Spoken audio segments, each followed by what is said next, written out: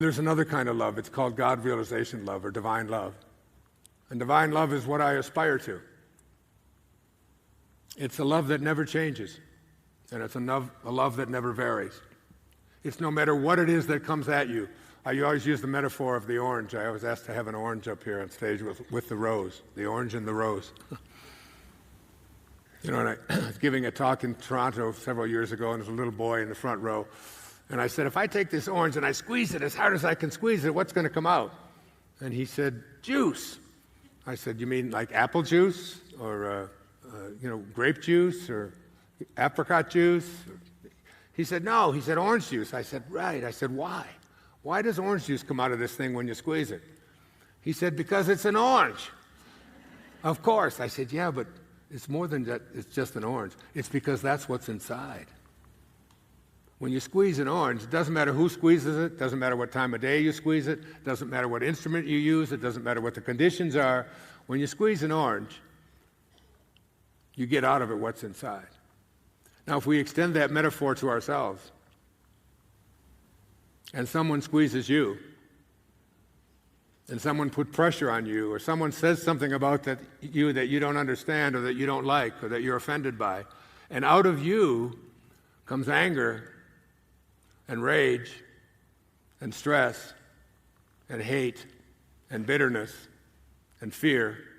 When these things come out of you because of the squeezing that takes place in your life, it isn't because, no matter how convinced we are of our egos, that this is something that somebody else is causing to happen in me.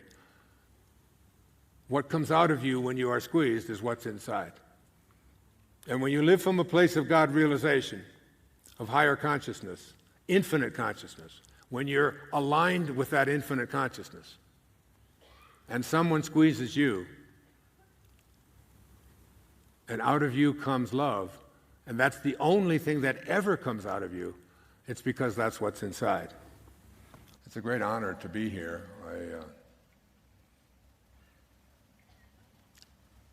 I am well.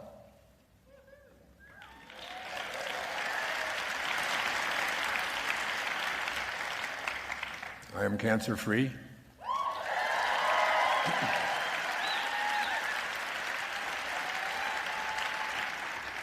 I've gone to work on my nutrition and my health. I drink a lot of juice every day. I'm back and able to run every single day, every morning, and swim every day. There's a lady sitting somewhere near here, Liana. Where are you, Liana? There she is over there. She sends me all kinds of wonderful goodies, the Good Earth. She's written a book for Hay House. Your nutrition is one of the ways you can work on your consciousness. It isn't just that you improve the health of your body and begin to live from a place of perfect health, which every single person here has the capacity to do, beginning right now. And I'll talk a bit about it throughout the evening. But more than that, it gives you an opportunity to work on the inner world and realize that this inner consciousness, these things we call our thoughts and our desires, are placed there by something greater and higher than all of us. And when we start accessing it and putting it to work, it's just a wonderful opportunity and a practice to see how just having a thought can be transformed into something that you can see when you stand on the scale and when you look in the mirror and so on. Thank you, Leanna Warner-Gray. She's speaking tomorrow? Tomorrow, 11:30. I encourage you to attend that if you get a chance. And thanks for all the wonderful gluten-free goodies that you keep sending to me. It's been a wonderful journey. Drinking juices every day, doing coffee enemas. Oh man, I love that. My kids can't believe that. My son wants to start a franchise called Starbutts. It's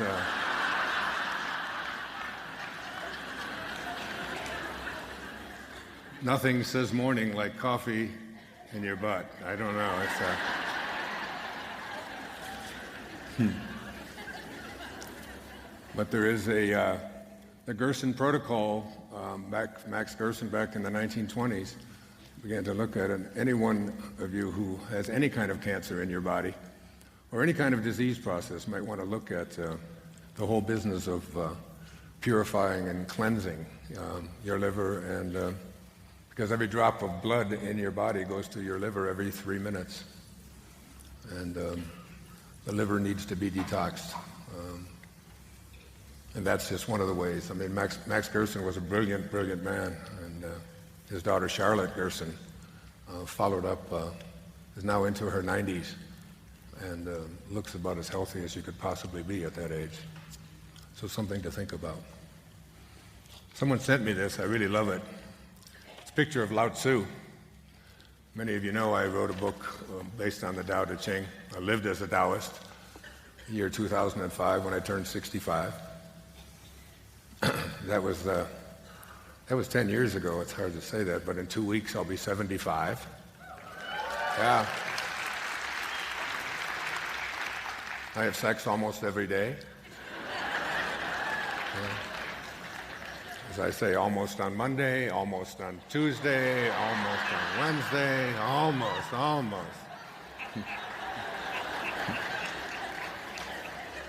That was my friend Jack LaLanne who used to say that at every talk. Up into his 90s, he was using that. So.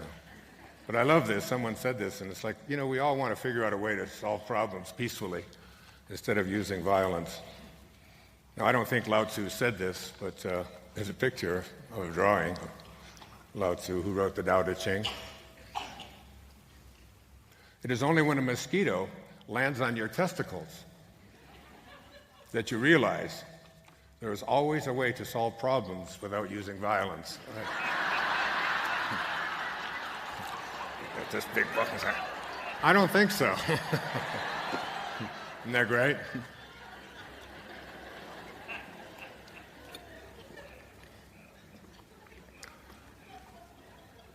There is something in the universe that's in all of us.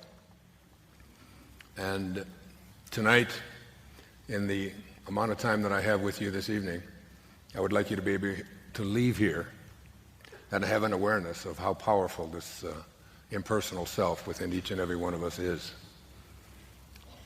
We don't know what to call it. It has many names. The opening line of the Tao says, the Tao that can be named is not the Tao. As soon as you put a name on it, you've lost it, because now you have the name and the thing, and we're trying to understand something that we all share, something called oneness. I always ask to have a rose up here with me, and one of my favorite poets, who I celebrated his 805th birthday on the 30th of September 2012 at Ephesus, Turkey. His name was Mevlana, which means our master in Farsi. Mevlana Jalaluddin Rumi, the most popular poet in America today, lived back in the 13th century. He said, what was said to the rose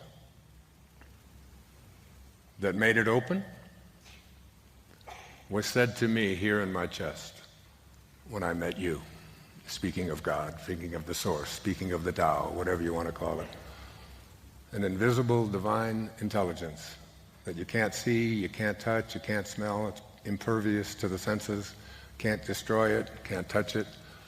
As Lao Tzu said, it does nothing and it leaves nothing undone.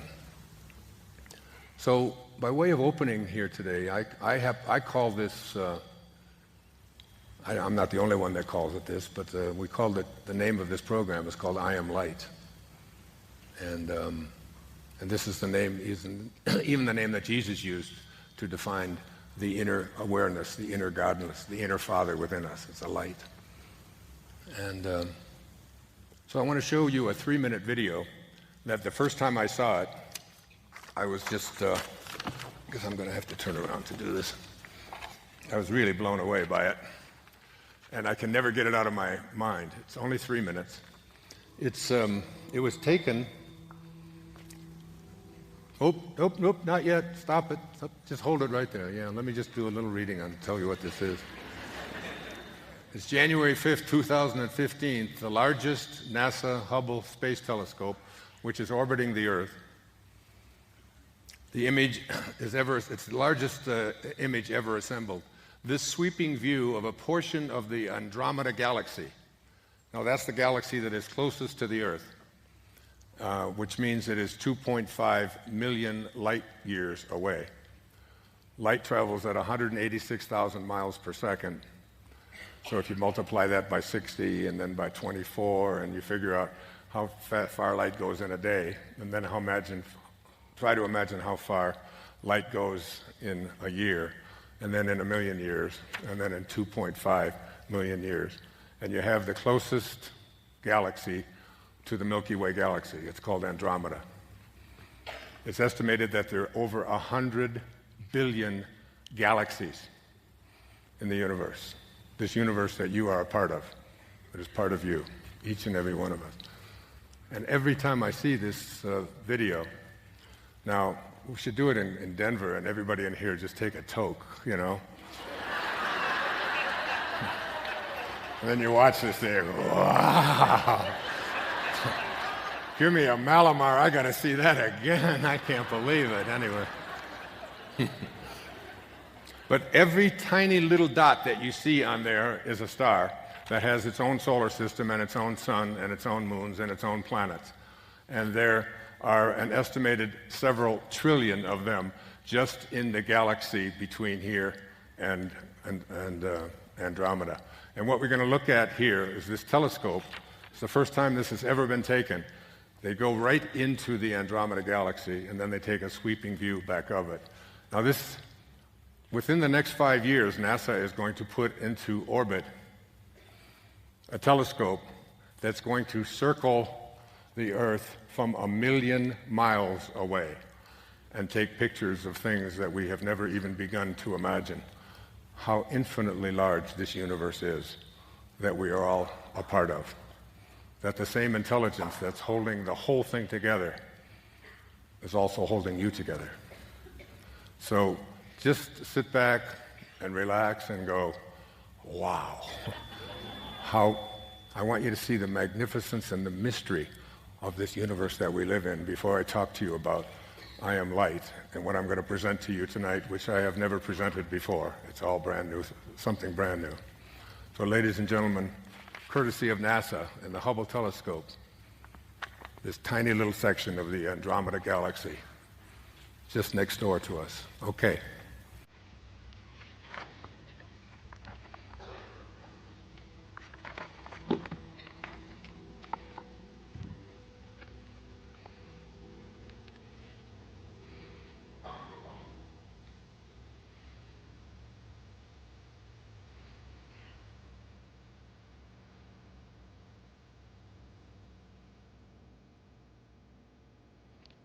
Those white lights are not the planets. Those are star clusters.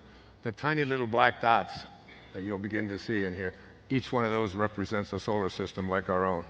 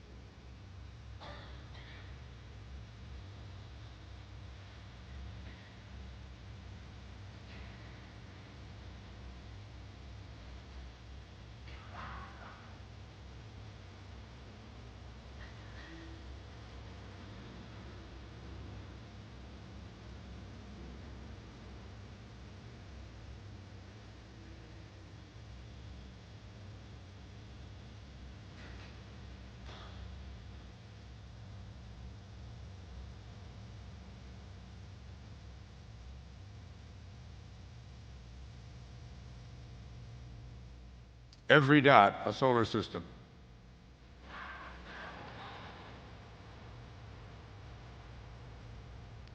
One little section, 67,000 light years across in that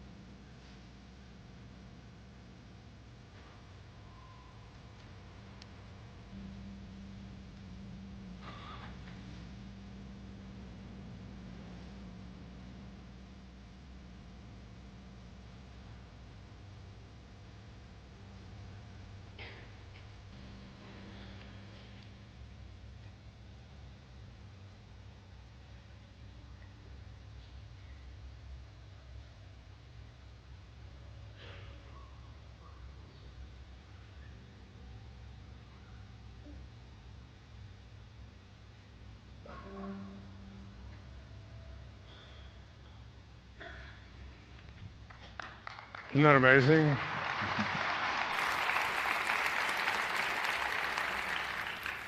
Imagine that you exist within this.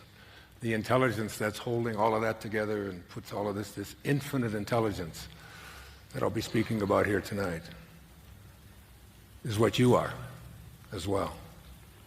It's just so mind-boggling and beautiful. You know,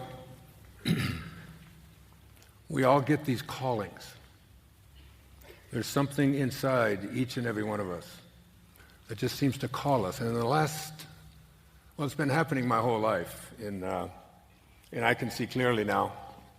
I took a look at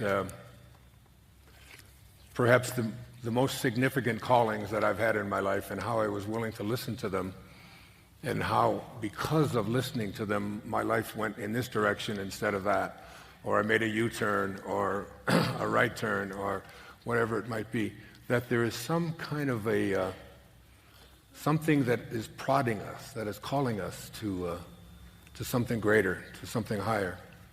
The question becomes, what do we do with these callings? And where do they come from? And why is it that I can't get rid of them? Why is it that they're always there within me?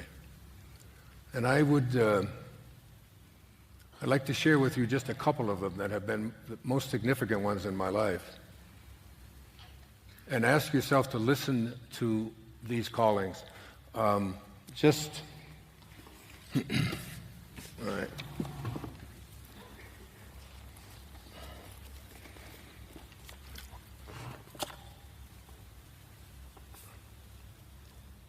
I just finished my 8th reading of a book that has perhaps the most important book that I've read in the last 10 years. It was a book that was gifted to me by someone, I don't even know who it was. It was written in 1914 by a man named Anonymous.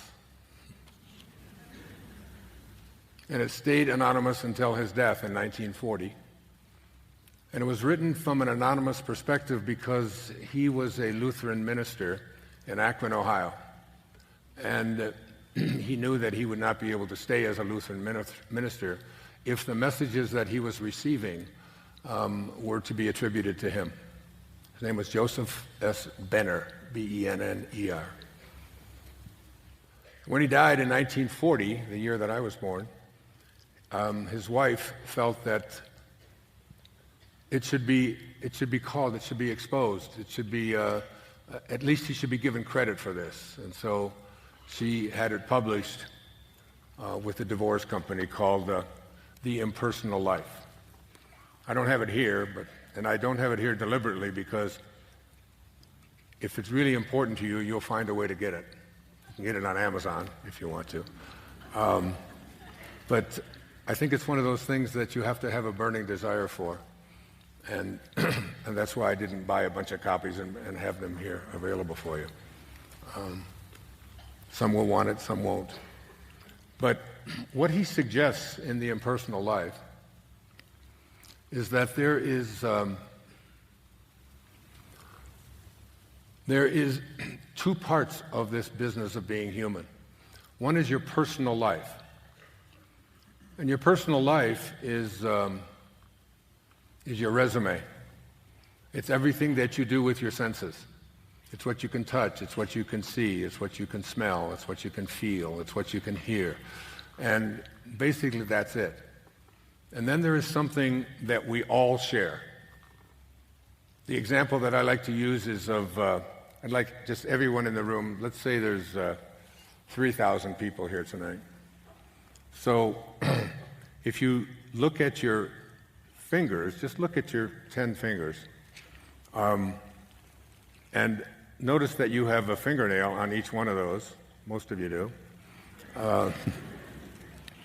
And I want you to, tonight when you go home, when you leave here, to talk to your fingernails from your personal life perspective, from who you are, and tell them that you'd like them to stop growing, that you're tired of it.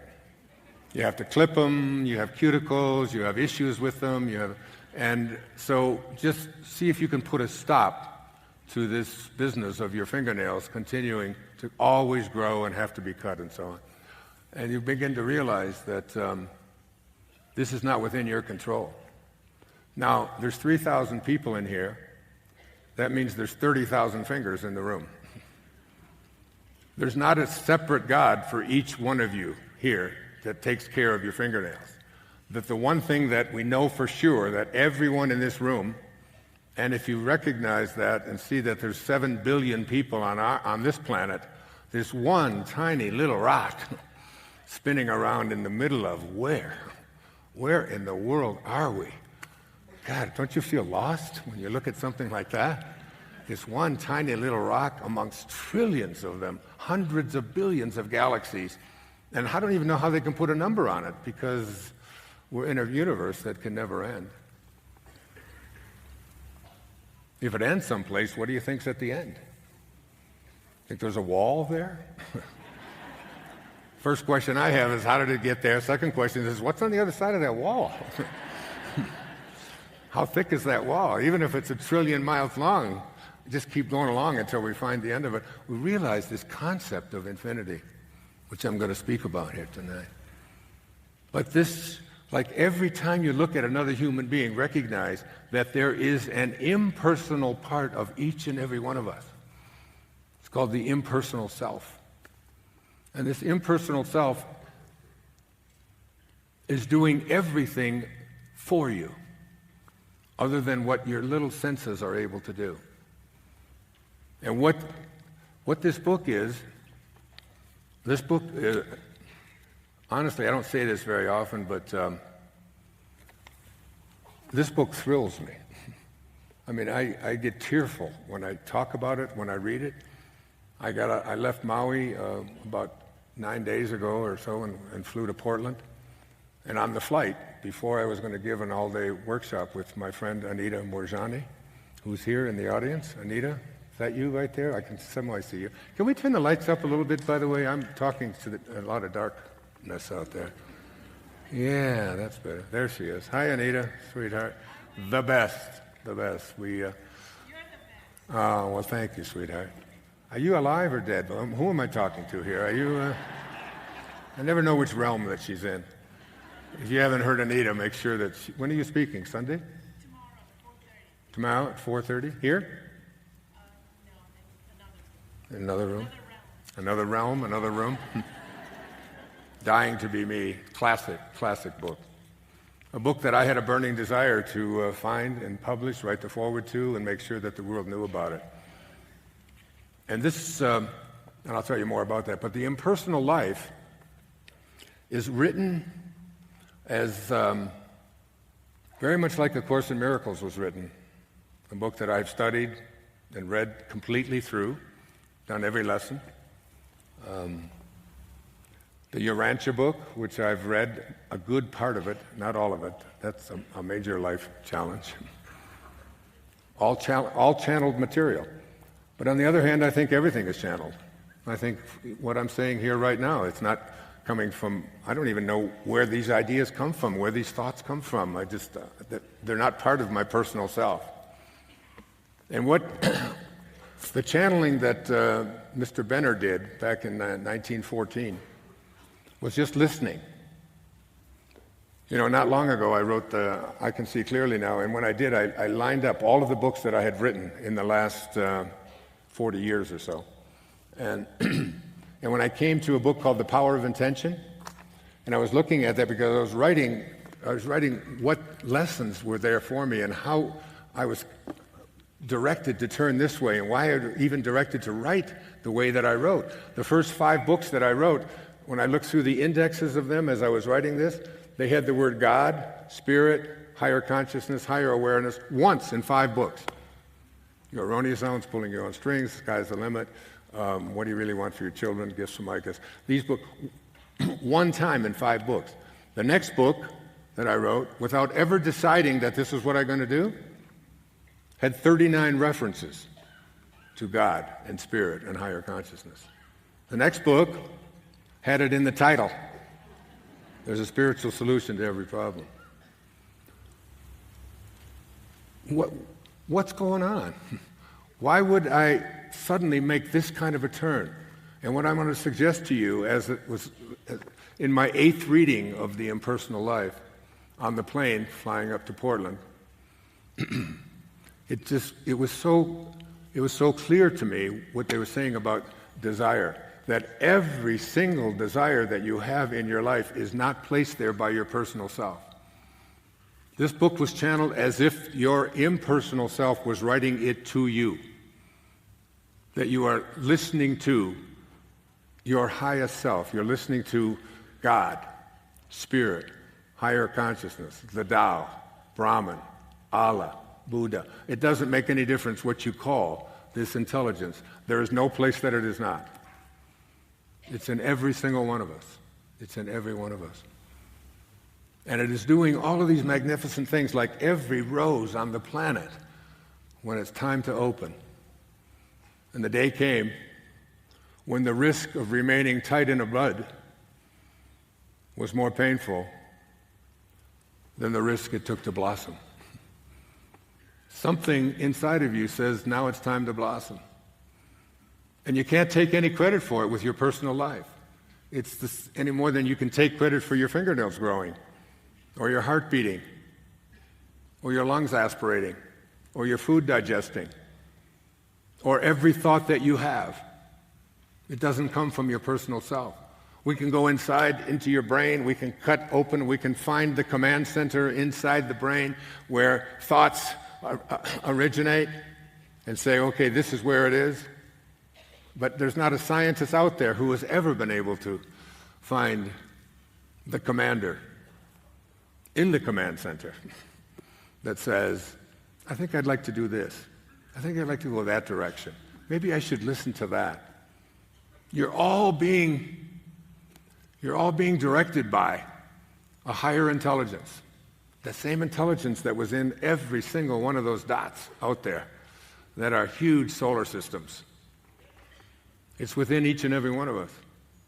Just the idea of being a part of it. Every desire. Now, this is written in the first person as if your higher self is speaking to it. And it says, yet every desire that you feel in you is from me being your impersonal self, because it is born of my idea, which I implanted in your mind only that it might come forth into expression through you. Indeed, whatever you desire, think about this, every desire that you've had, because I can see clearly now, is a look through every burning desire that I've ever had. He speaks of it this way. It starts with an idea. An idea is planted into you. The idea then shifts into a desire.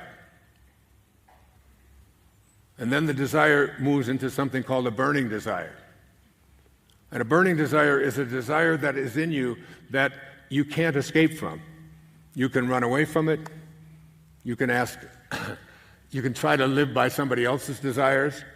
It's something that you carry around with you. It's like, they call it a dharma, a purpose, something that you showed up here to do, to be. And you can never run away from it. It's always there. Now, you don't have to act on it, and you can ignore it, but it's been all laid out there for you. And all you have to do, very much like, Carl Jung was a great teacher in my life. He said at the same moment, I was being trained to be a Jungian analyst back in the 60s. He said at the same moment that you're a protagonist in your own life and you're making choices, at the very same moment, you're also a spear carrier or an extra in a much larger drama. He said, in essence, you're all just doomed to make choices. I said, wow, what a paradox. My mind tells me if I'm doomed, then I'm not making choices. And if I'm making choices, then I'm obviously not doomed. But if you just look at that in a little different perspective and see that this intelligence that places these desires in there, that you showed up in a certain body. I showed up in a male body, about 6'1", it's got blue eyes, it's got this appearance. This is what it looks like. And and I'm kind of doomed for this incarnation to live in this body. But I also have choices to make. within the context of being doomed to live in this body. I can make choices about what I'm going to eat, about how much exercise I'm going to do, about how I'm going to meditate or get soft and get quiet within. I have lots of choices to make this body a temple that houses an infinite intelligence that's in every one of us. It's in every one of us. And, and we kind of lose sight of that. I mean, something called a burning desire. I've had so many of them in my life. I have a daughter sitting right there, with another daughter sitting right there. I have a daughter sitting in a lot of places. Actually, I have 6 daughters and 2 sons. One who just gave birth to a little baby girl a month ago today. Yeah. Or a month ago in a couple of days, whatever. The most photographed infant that ever lived. Every 30 seconds of its life is on camera and gets sent to me. My daughter Tracy always had a burning desire. Her burning desire was to design something for herself. Her burning desire was to do something about our environment. We always talked about, I swim in the ocean every day, and the ocean has got, it's just filled with so much crap out there. I mean, I just get so shocked when I'm swimming. I live on Maui, and I swim along, and I'll see a plastic bottle of some kind, and I'll dive down and grab it and stick it in my bathing suit, and when I get out, and I put it, that's sort of my one little way of doing it. But there's a floating plastic mass that is over 1,000 miles across, just with plastic that's thrown into our oceans, our beautiful oceans. And we used to talk about that because she was an executive at Best Buy, and it was, had all these wonderful benefits and all of that. And she used to talk to me, Dad, I just don't feel fulfilled. I know I'm getting good pay, I'm knowing all of this, but I would always ask her, what is your desire? I'm a designer. I want to make a difference on the planet. I want to make the planet a healthier place. So she finally let go of all of that and started her own business. It's called Urban Junket. And I have her come to these events, particularly here, because it's a green audience. It's an audience that's conscious of this fragile, tiny little, we're just a little speck in what you just saw out there. Here we are floating around on this thing that's hurling through space at 17,000 miles an hour and orbiting and spinning on its axis, and it's just so fragile and so almost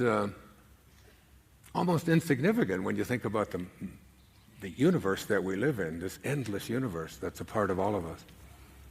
So she took this idea and took these plastic water bottles and figured out a way to make them in linings in her purses. She makes these beautiful purses. Here's one from Urban Junket, and she has figured out some way to charge your iPhone inside this bag. I don't know how she did it, but anyway, they're beautiful. She'll be demonstrating here. There's a woman that I just talked to when I was coming in here. She's from South Africa. She flew all the way from Johannesburg, and I've been there. I know how far that is. I know what a long flight that is. And she's here. Where are you, dear? Where are you? Stand up. Come on up. I want to give you a gift all the way from Africa.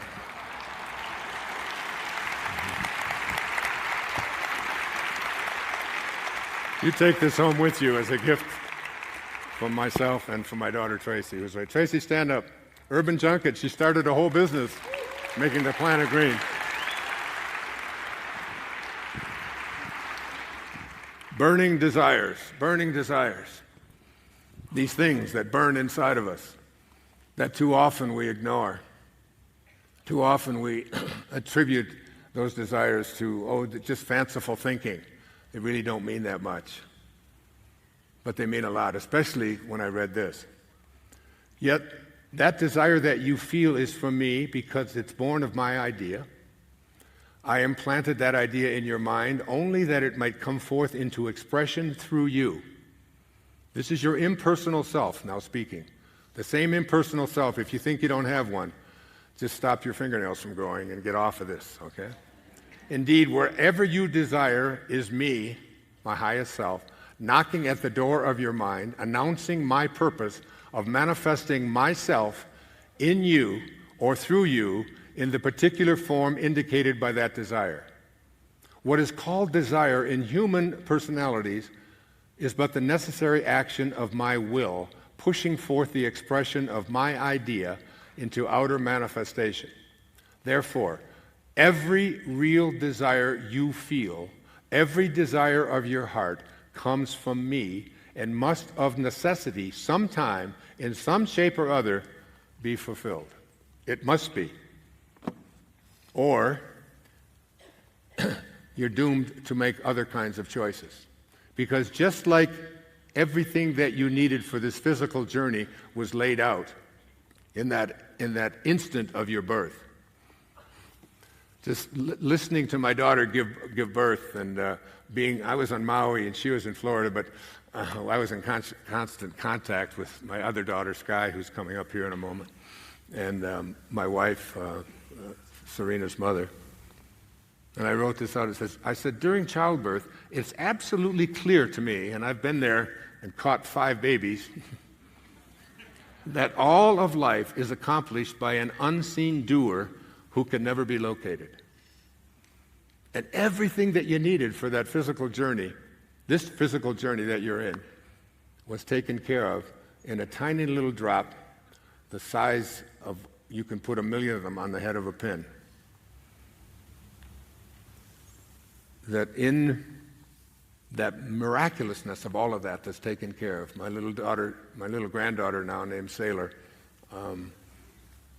not only is everything taken care of, but everything that's, her wisdom teeth are already there. They were in that tiny little drop. They're not going to show up for 20 years or so, but they're there. And everything that she will ever need for this physical journey has all been taken care of. There's nothing for us to do except guide and then step aside and just watch and just allow. But I want you to tune into that physical, that non-physical part of you, that non-local part of you, that part of you that's in each and every one of us. Because the definition of the impersonal life is something called love. And when we lose it, we see what happens on our planet. When I decided to write and live as a Taoist, I was inspired to do it by my dear friend, my close friend, a man I loved very much, who passed away 2 years ago next month. His name was Stuart Wilde. Oh, yes. Stewie was a hugely influential person to me. He's the one who introduced me to the Tao. He's the person who turned off everything in his life, turned the key, and walked away. I did the same thing when I turned 65. I left and went to Maui and looked at the 81 verses of the Tao and lived each one of them for 4.5 days, and then sat down and listened to Lao Tzu as I channeled what I thought those words meant to us here in the 21st century. The Tao, as some call it, the wisest book ever written. When you get your purse, pick a copy up of Living the Wisdom of the Tao and throw it in there. It's just a few dollars. You should carry this book with you wherever you go. It's got, and Lao Tzu 2,500 years ago left the warring states because he just couldn't understand why we didn't get it. That this idea of having to fight each other and have enemies and create weapons was inconsistent with the impersonal self that each and every one of us is connected to. And our country is in desperate need of an awareness that has to shift our absurd dependence upon violence and the creation of instruments of violence. If we don't change that around, we'll just be one of those blips that's not in the infinite consciousness any longer. Yeah.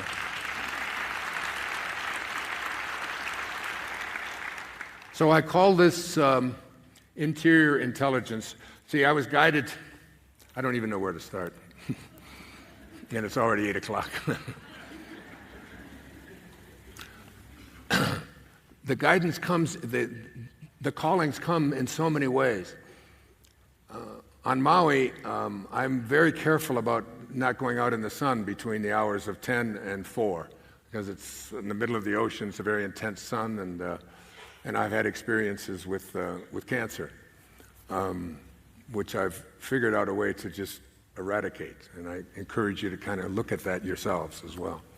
Our intentions can change an awful lot of things. But one day I'm sitting there in my my apartment, and it was about on Kanapali Beach, and it was 1 o'clock in the afternoon. And one of those voices, those interior voices that you all hear all the time. Remember, every desire that comes to you from an impersonal self that we all share. And it's placed there for you to either do something with or to ignore, to allow yourself to handle it in any way that you want to. And this was just one of those profound days that or profound ideas that just came to me that go for a walk, go for a walk, go for a walk. And there's me, my personal self, saying, there's no way. It's 1 o'clock in the afternoon. I'm not going out in that blazing sun and walk. And I couldn't get past it. You ever have these things? You all have them. I shouldn't even ask if you have them. We all have them. What I want you to do is become really conscious of every time one of these things shows up inside of your consciousness, that it's not you placing it there. You don't have that kind of power. You don't even know how to get a hold of a thought, or what it is, or to see one, or to grasp it, or to have any form. It has no beginnings. It has no ends. We don't know what these things are. And when desires are there, and when a desire says, yes, you should go this way, this is what you showed up here for, this is your divine purpose, this is what you're aligned to be, and you're still ignoring it, trying to live somebody else's idea of what your purpose ought to be. I often said that your friends are God's way of apologizing for your relatives. You know, it's like your relatives are always telling you what your dharma is and what you're supposed to be doing, and don't disappoint us. And inside of you, there's a woman in Australia. Her name is Bronnie Ware, and she wrote a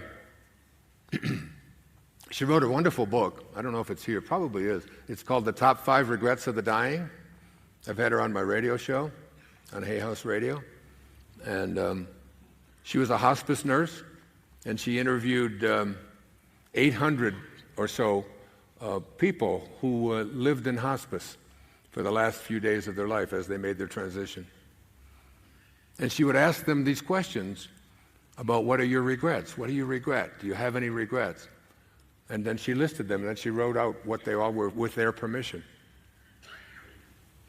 The top 5 regrets of the dying, the number 1 regret of the dying of people who lived in hospice in Australia was, I wish I would have had the courage to live the life that I knew I was destined to live. I wish I'd have had that courage. It's the one thing I can say for sure when I leave this planet, and I'm not real sure I'm going to. And I'm very serious about that. And I'll share with you why shortly. That Deepak and I have spoken all over the world, and I used to hear him say at the Palladium one time in London, in front of 5,700 people, he was saying, aging is a mistake of the intellect. Aging is a mistake of the intellect. That we don't really have to do that. That we've all collectively been conditioned to believe that this is the process, and because collectively we all share the same intelligence, we all know that something is beating all of our hearts. We know we share that with everyone on the planet, don't we? It isn't an individual God for each and every one of us, because there is no such thing as a personal God. It's an impersonal God. And having that as your awareness is what I want you to shift to. So it's 1 o'clock in the afternoon, and it's on Maui, and it's like, oh my God, but I've learned to listen to those now, and not just listen to them, but to follow them, these callings. And I got up, and I put on some sunscreen, and put on a hat, and I went for a walk. I took off, I turned left, thought about turning right, and something said turn left. I don't know. It's been going on my whole life, 75 years of this stuff, I wrote about so many of them. When everyone else says no, and something inside of me says, this is the way you got to go. And I walked about a mile and a half left, and then I started turning around, and I started walking back. I was going to do about a 45-minute walk. And just before I got back to where I live, 4 people sitting there on beach chairs. stopped me and said, recognized me and said, "Oh, come over here." And a woman said, "You know, my husband here has the same kind of leukemia that you were diagnosed with." And I started talking to him, and it turns out he was wrong. I didn't have the same kind. His was, mine is CLL, his was ALL or something. I'm not sure what it was. But, and I said, well, he said to me, "You know, I was told by my teacher in India that if I was able to read this book that I'm reading," and he breaks out a copy of it, and it's this thick. It's actually this thick. This is it right here. And he said, "I was told that if I could read it and grasp it and understand it, that the consciousness of leukemia would no longer be a part of my life." So I immediately said, "Well, what's the name of it?" And he said, "It's called Vasistha's Yoga." I would like to have Barbara Walters try to say that, you know. Vasistha's Yoga. That's a tough one. So I looked it up on the internet, and I read 168 reviews of it, and many people said it was the most profound teaching that has ever come out of... One great scholar in India said that if all of the books on Vedanta were all destroyed, except one was left, this would be enough. It would leave all of the great teachings of the masters of the past. It would be all there for us. Vasistha's Yoga. So I went on, I called up my assistant, and I asked her to order it for me, and it came, and it sat there for 6 weeks or so, and I would pick it up, and I would just look at one page of it, and I'd read something, and I'd say, "Oh, that's really interesting the way he writes that. It's just filled with stories and all of that." And but it's one of the most. It's truly like a challenging thing. So I had 2 months to read this thing, and I've read every word of this thing, every page of it, underlined it, written notes on it, and it was like being back in school, only reading something because it was something for me. I didn't have to take a test on it. I didn't have to prove myself on anything. I didn't have to show anybody else that I really understood what somebody else's idea of what it was. What a great way to get out of school and get back to just learning like poetry and this kind of thing just for yourself, you know. It hugely impacted me. I'm going to do just a real short reading from it, okay? Just take a couple of minutes. Even if, no, I got the mic. What am I saying okay for? I'm going to do it.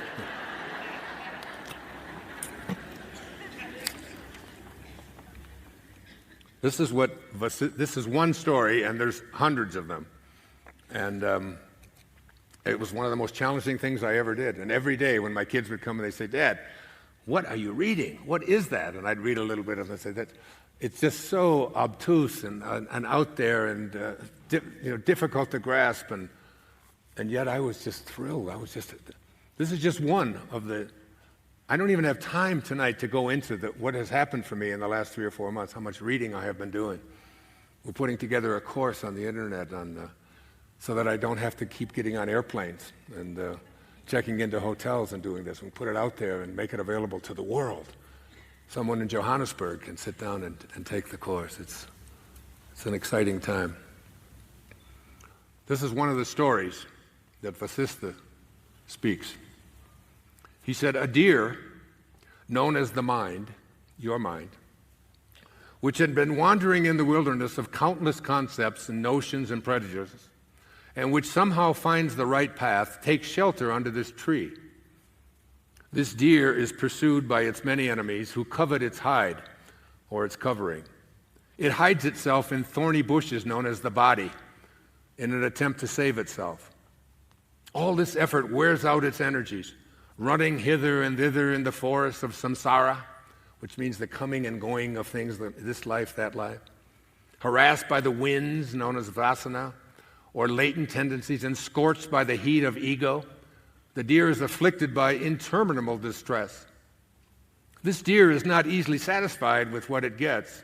This is the mind. Its cravings multiply, and it continues to go out far in search of satisfaction of those cravings. It gets attached to the many pleasure centers known as wife, children, etc. And it wears itself out in looking after them. It is caught in the net of wealth, etc. And it struggles to free itself. In this struggle, it falls down again and again and injures itself. Borne down by the current of craving, it is carried far away. It is haunted and hunted by innumerable ailments.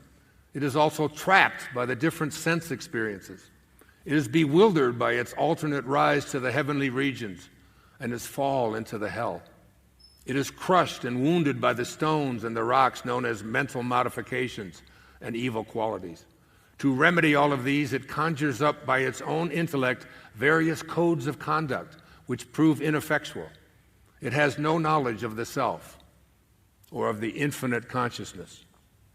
This deer, known as the mind, is made insensible by the poisonous exhalation of the snake known as worldly pleasure and craving for such pleasure. It is burnt by the fire of anger. It is dried up by worries and anxieties. It is pursued by the tiger known as poverty. It falls into the pit of attachment. Its heart is broken by the frustration of its own pride.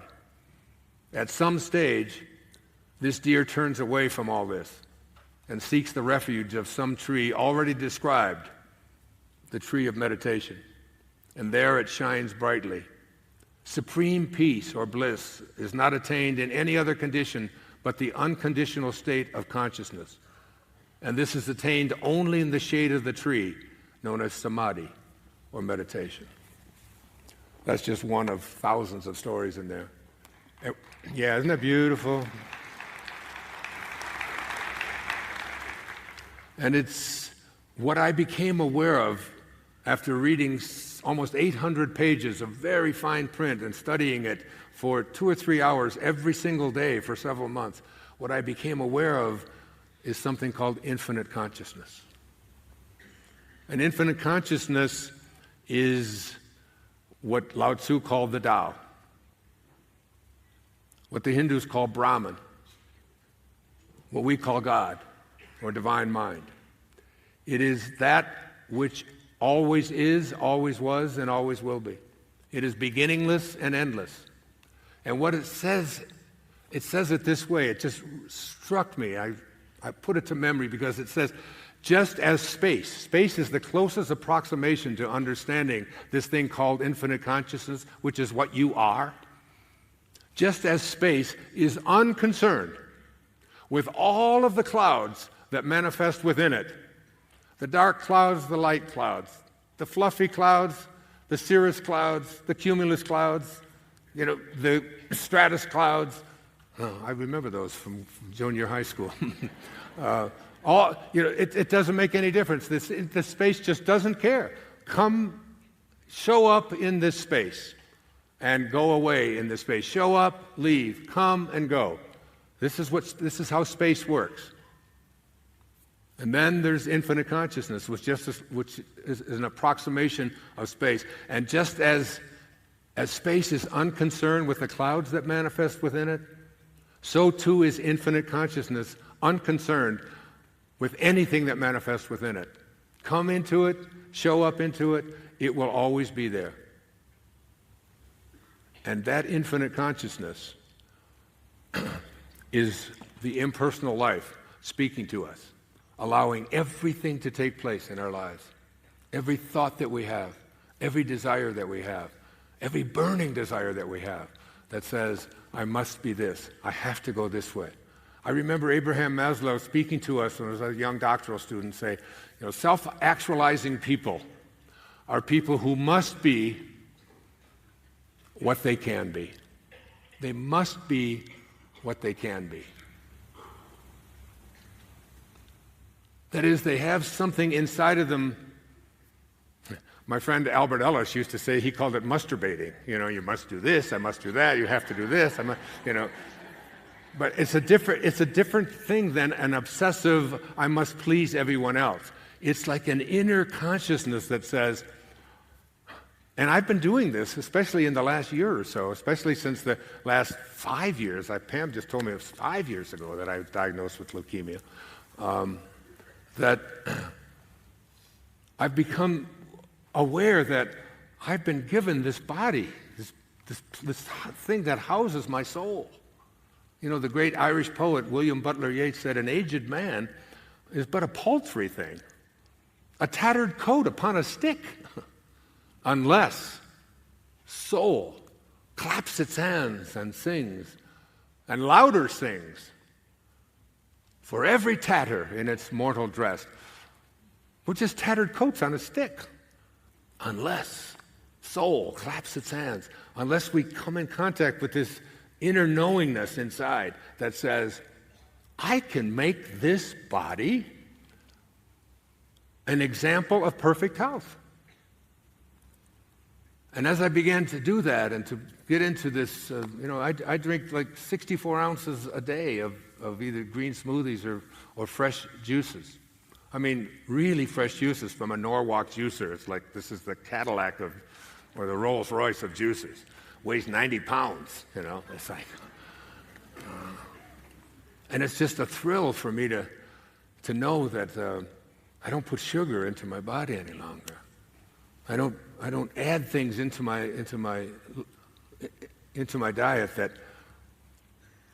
that are not going to contribute to its infinite possibilities. I want every one of you in this room to really begin to think about what's going on with this body of yours and how much do you love it and how well do you treat it?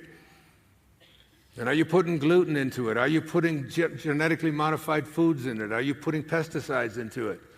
Are you putting things into it that your body is saying, please, enough with that? Body's speaking back to you. That the lightness that you feel, the light that you feel, folks, you are light.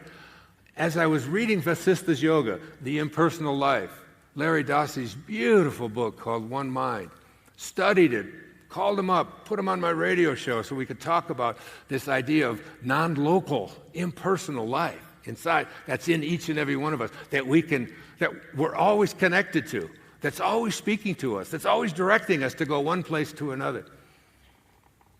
And then one day in reading I think it was Larry's book, he mentions the life and teachings of the masters of the Far East.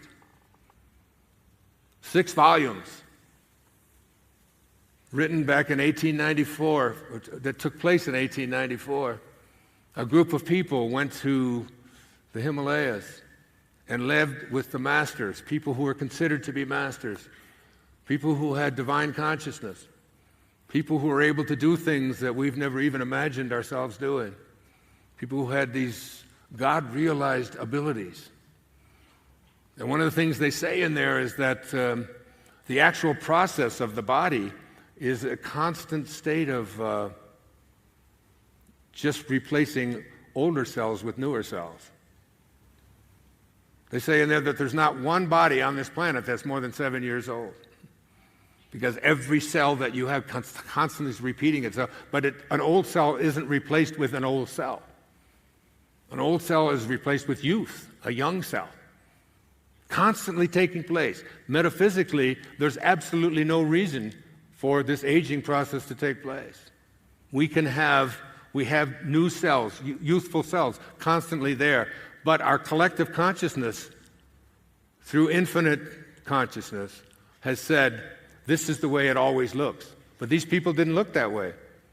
And he says in the Life and Teachings, I brought 2 of the volumes, of the 6 volumes, I start reading those and studying them and trying to understand them and being wowed and amazed by them. Calling up my kids and saying, you got to hear this. This is unbelievable. This is what we're capable of, what we can manifest, what we can create for ourselves in our life. You all have it within you. I send them the Impersonal Life for Christmas gift and tell them, if you want to check this year for Christmas, I want to report on what this means to you. That's what I did. They'll tell you. I sent them the video that I did with Abraham, co-creating at its best, when she kicked the shit out of me up there on stage. I don't know if you saw that or not. And I was telling her, look, I'm a very famous person. You can't talk to me that way. She said, would you like me to repeal the law of attraction? Is that what you're asking? And she did, obviously good-naturedly, but I made them all watch it and write me back if you want to hear from Daddy at Christmas this year. And they all did. It's amazing. So in reading the life and teachings of the masters of the Far East, I go to reach for those glasses, and I realize I don't even need those. 14 years ago, when I took my driver's license renewal test, I had to have glasses in order to pass the test. And then I set an intention that I was going to improve my eyesight. That is no longer going to be. I'm not going to depend on glasses to be able to see things, unless you're reading Vasista's Yoga, which is written in microscopic kinds of letters. And then 14 years, just last year, I went and took the driver's test, and not only did I pass it, but I was just so cocky there that day that I said to the girl, can you just go one more level down? I want to see if I can do that level too. And I passed that level as well. Intention, what we can do with intention. So why is this called I Am Light? Because basically, that's what we are. We measure these metaphysical distances in things that we call light years, the distance that light travels in a year. It's beyond our ability to comprehend how far away that is, or what is infinite. But this is what they say in volume 4.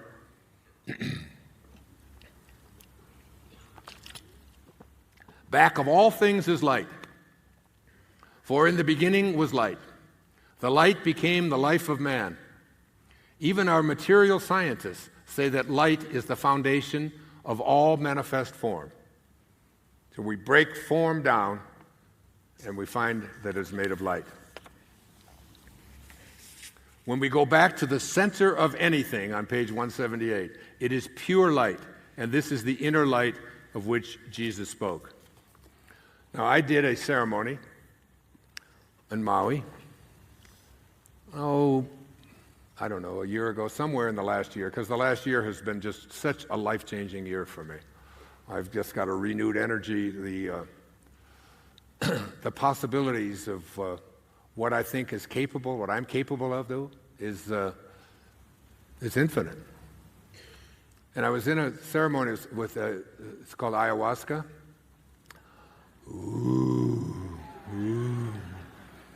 This plant that goes within our bodies and teaches us that they call it the medicine. It takes you just into another whole world, and I did it on several occasions out in Hana, which means heaven in Hawaiian. And I would lay out there and look up at the stars, and there were people singing all night long. It started at 7 o'clock at night till 7 o'clock the next morning. I'm in Colorado. You guys can, light up a joint in here if you want to. Yeah. I always found it interesting that the two teams that went to the Super Bowl were from Washington, Colorado. I don't know. And there was these singers there, these beautiful singers, and the singing goes on all night long. And you just are transported into a place, and then when the ayahuasca wears off, you're in what is called just a love hangover. It's just, everything just looks so perfect, so beautiful. I mean, I look out at the palm trees, and it's almost as if they were speaking to you. And the ocean looks like just a big bowl of love soup. Go swimming in there and looking at all these beautiful fish. They're just like, you almost feel like you're talking to them when they're doing these little things with their mouth and all of that. You realize that whatever it is that's making them move this way and move that way is making me do the same thing. And a wave comes along and the current comes along, and I watch those fish, and 1,000 of them move in this direction. Not one of them is fighting it. They're all just, and you just allow yourself. Well, it's just this most magnificent experience. And they started singing this song. And the song was written by India Ari, and I heard Roger say that she's going to be at your, right, Roger? Is Roger still here? He's speaking, so he's probably left, but it's there's this beautiful singer, India Ari, and she wrote this song called I Am Light. And I listened to it. And when I got home the next day, I wrote down, I called my daughter Sky. I said, honey, you got to learn this song. I said, this song speaks so much to me because basically that's what we are. We're just light. We are light. And of course, Sky has been traveling with me and singing different songs with me. Whenever I get an impulse to have a song sung, I just call her up and say, you learn it. She said, Dad, you don't just learn a song in a day. I said, well, you've got till tomorrow.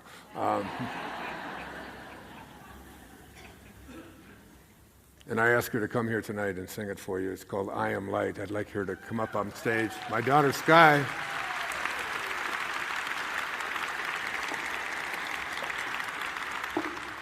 Hi, honey. Hey, Dad. You look beautiful. Look at that. Thank you. That blouse is a little I know, I didn't realize see it was a through little that. see-through. What's going on here? All right. It's okay, I'm covered. Well, hello, everyone. As my dad said, I'm going to sing a beautiful song by the just insanely talented India Arie. Do you want me to have him sing along? After you sing it. Okay. I'm going to sing it one time through, and then I'd love it if you guys could just sing along Yeah, and sing the absolutely. choruses with me a couple times. So here it goes. I am light, I am light, I am light, I am light, I am light, I am light, I am light, I am light. I am not the things my family did. I am not the voices in my head. I am not the pieces of the brokenness inside. I am light. I am light. I am light. I am light. Oh, I am light. I am light. I am light. I am light. I'm not the mistakes that I have made, or any of the things that caused me pain. I am not the pieces of the dream I left behind. I am light. I am light. I am light. I am light. I am light. I am light. Oh, I am light. I am light. I am not the color of my eyes. I am not my skin on the outside. I am not my age. I am not my race. My soul inside is all light. Is all light. Is all light. Is all light. I am light. I am light. I am light. I am light. I am divinity defined. I am a God on the inside. I am a star, a piece of it all. I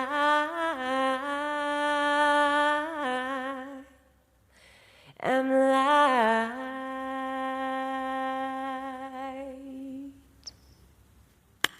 Thank you. Is that with you? Come with you. All right. All right. I want you to say it, because the saying of words, one of the things I've learned in my meditation and so on, is the repetition of something over and over again I'd like you to really just kind of get a feel of this. So we'll just do a couple of verses, and everybody, when the I am light part, there's 3,000 of us. Let's just blow the roof off of this place. Go ahead. Okay.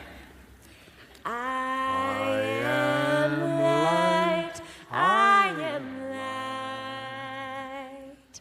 I am light. I am light. I am light. I am light. I am light. I am light. I am not the things my family did. I am not the voices in my head. I am not the pieces of the brokenness inside. I am light. I am light. I am light. I am light. I am light. One more time. I am light. I am light. Beautiful, honey. Thank you so much. Thank you. God bless you. You're the best. Sky Dyer. This is her CD, Letting Go. Nice catch. It's all yours. Thanks, honey. Everybody okay? Anybody get knocked out over there? Who got it? Who got it? Okay, you're very welcome. Yeah. In the 5th volume of the Life and Teachings of the Masters of the Far East, which I don't recommend Vasista's yoga unless you're like really neurotic like I am and really possessed and really want to look at what the teachings of somebody who offered it to us several thousand years ago and all of the incredible stories that are in it and so on. It's like it's almost like a lifetime study. It's the 3rd longest individual book, nonfiction, ever been written. But I do recommend the Life and Teachings of the Masters of the Far East by Baird Spalding,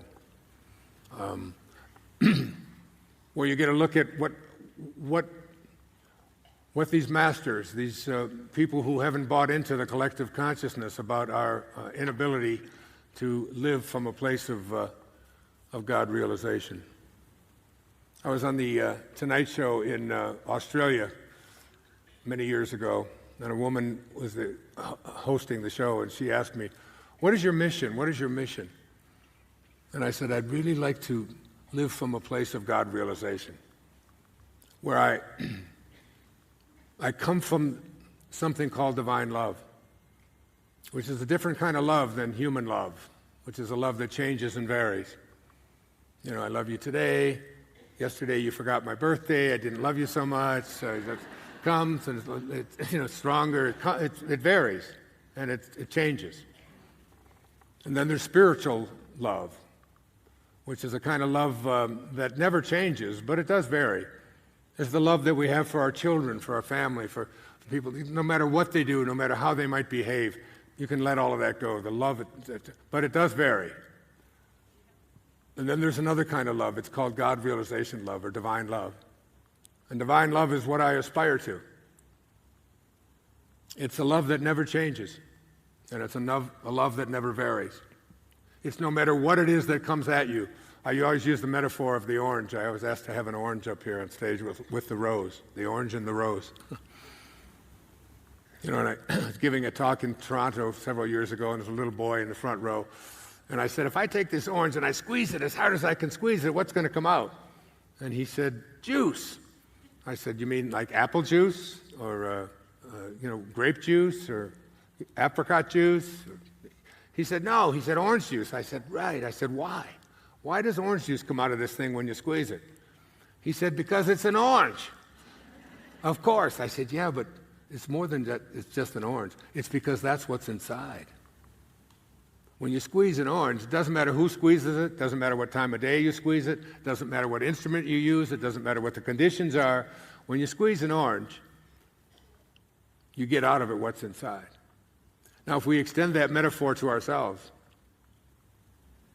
and someone squeezes you, and someone put pressure on you, or someone says something about that you don't understand, or that you don't like, or that you're offended by, and out of you comes anger and rage and stress and hate and bitterness and fear, when these things come out of you because of the squeezing that takes place in your life, it isn't because, no matter how convinced we are of our egos, that this is something that somebody else is causing to happen in me.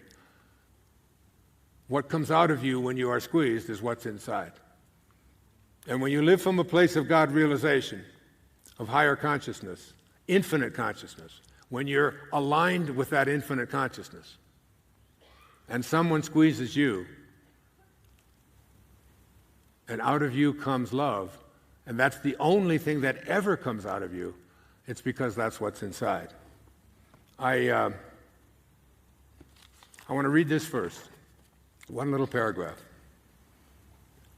This speaks to me so much, and I normally don't read in audience, but I want you to hear this. It has been clearly stated that life lived by the average individual is hypnotic. That is, the majority of men and women are not living life as it was intended at all. Not 1 in a million, say the masters of the Far East, not 1 in a million feels the freedom to live what he inwardly feels he should live. He has come under the world opinion of himself, and this opinion is what he obeys, rather than the law of his own being. In this respect, and to this degree, he is living under an hypnotic spell. He lives under the delusion that he is a mere human being, living in a merely material world, and only hopes to escape it when he dies and goes to what he calls heaven. This is not the determination intended in the plan and purpose of life. Obedience to one's inner nature, the expression of life as he instinctively feels it ought to be expressed, is the very foundation of the life which the masters reveal as the only true mode of living. That speaks so strongly to me, this idea of living a hypnotic life. And I think that's why there is so much disease in our world, because we live under this assumption that we have to be that way. Today, I can tell you 100% honestly, I take no medications of any kind. All right? They're just gone from my life.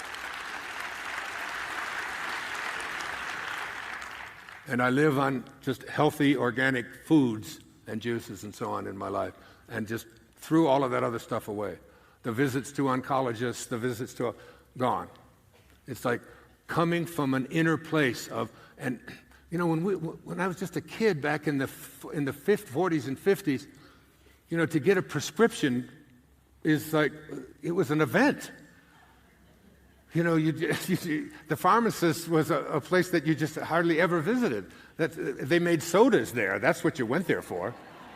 You know, the pharmacist was just, you know, and now, I mean, you turn on television set and we've got an entire generation of young people who are being exposed to the idea that whatever it is that is going wrong with you in your life, and even if it isn't going wrong, something that will give you a hint that might be going wrong, there's a drug for it, there's a pill that you can take, there's something outside of yourself that you can refer to and use in order to get yourself back to health. And the average number of prescriptions in a family, people are taking 6, 7, 8 prescriptions themselves in almost every household in America. America being the only country in the world other than New Zealand, where I'm going in August, which allows prescription drugs to be advertised on television. What in the world are we doing? Creating generations of people who believe that in order to be healthy, they have to rely on some kind of a pill, some kind of a drug, for anything, whatever it might be, to say nothing of the number of people that are, this could be a rant, so I have to stop. But the biggest cause of death among children under the age of 20 is overdosing of pills, bigger than even accidents.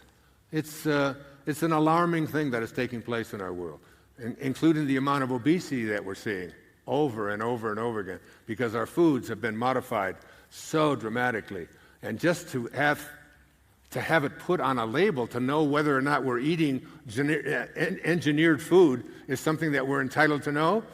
Why in the world would the food industry not want to do that? What would they have to hide? I'm not saying you shouldn't do it. I am, but they're not. All we're saying is just let us know. And what we have done to wheat and things like that is just beyond. Read Wheat Belly from my friend Bill Davis. We did a PBS special together on it. Just read and look at what gluten.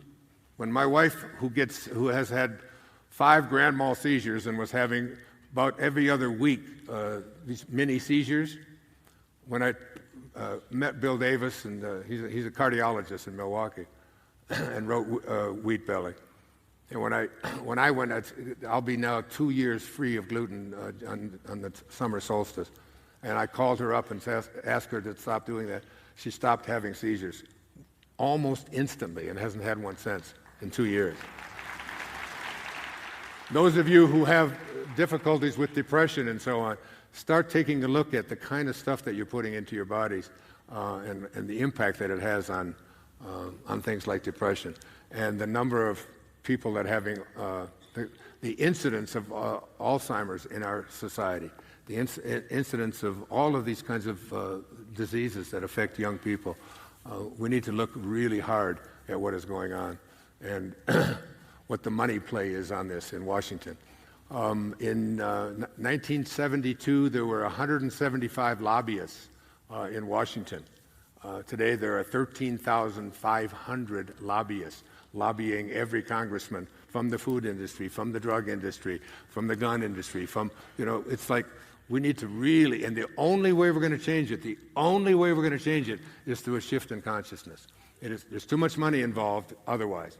When we have enough of us shift our consciousness, as Victor Hugo said, there's nothing more powerful than an idea whose time has come. And when its time has come, when it showed up, and its time is here. And the way that we will make it implemented, it'll go from, like Benner speaks about in The Impersonal Life, it'll start with an idea, and then a desire, and then a burning desire, and then the Word. And then once we have the Word, in the beginning was the Word, and the Word was with God, and the Word was God. When we have the Word inside, the shift will begin to take place. That's why I did a whole film on this thing called The Shift. All right, off of that. I could go on for a long time on that. Much, much, much more to cover.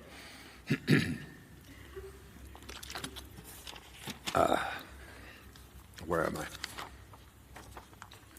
So, 2 major callings that have taken place in my life that made me come to an awareness of, it was when I went back, when I was writing I Can See Clearly Now, that I had an awareness of what was taking place. One happened in 1974 at my father's grave, where I had gone to express my vitriol, my anger, my bitterness, the hate that I had in my heart towards this man who had walked out on my mother with 3 boys under the age of 4, who was an alcoholic, who spent years in prison, who was abusive, never heard anything good about him.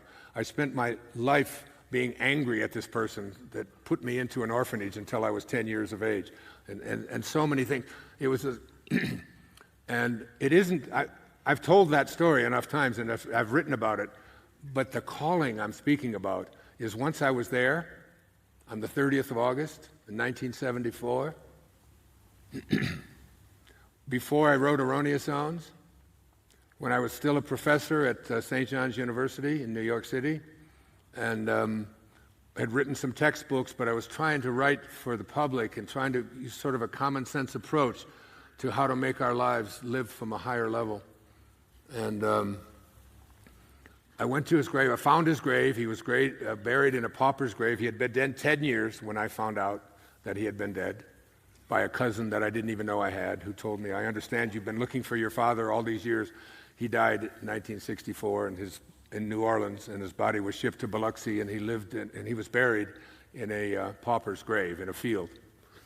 So I went to Biloxi in 1974. I got sent there, actually, by spirit, by guides, whatever it might be. And I went there because I went there to piss on his grave. I really did. I just hated this man so much, especially when I got to know my own mother, who I didn't really get to know till I was 10. And and living with her, and then until I was 18 and went into the Navy, I realized what a beautiful soul she was, your grandmother. And I stood at his grave when I finally found it. Melvin Lyle Dyer, little plate in the ground, 1914, 1964. He died at the age of 49 of cirrhosis of the liver. And I just ranted and raged and questioned, and it had been a lifelong pursuit for me. My other two brothers couldn't care less. My next oldest brother, Dave, was with me through all of the foster homes. My oldest brother lived with my grandmother, and I didn't get to know him until I was 10, when he was 14.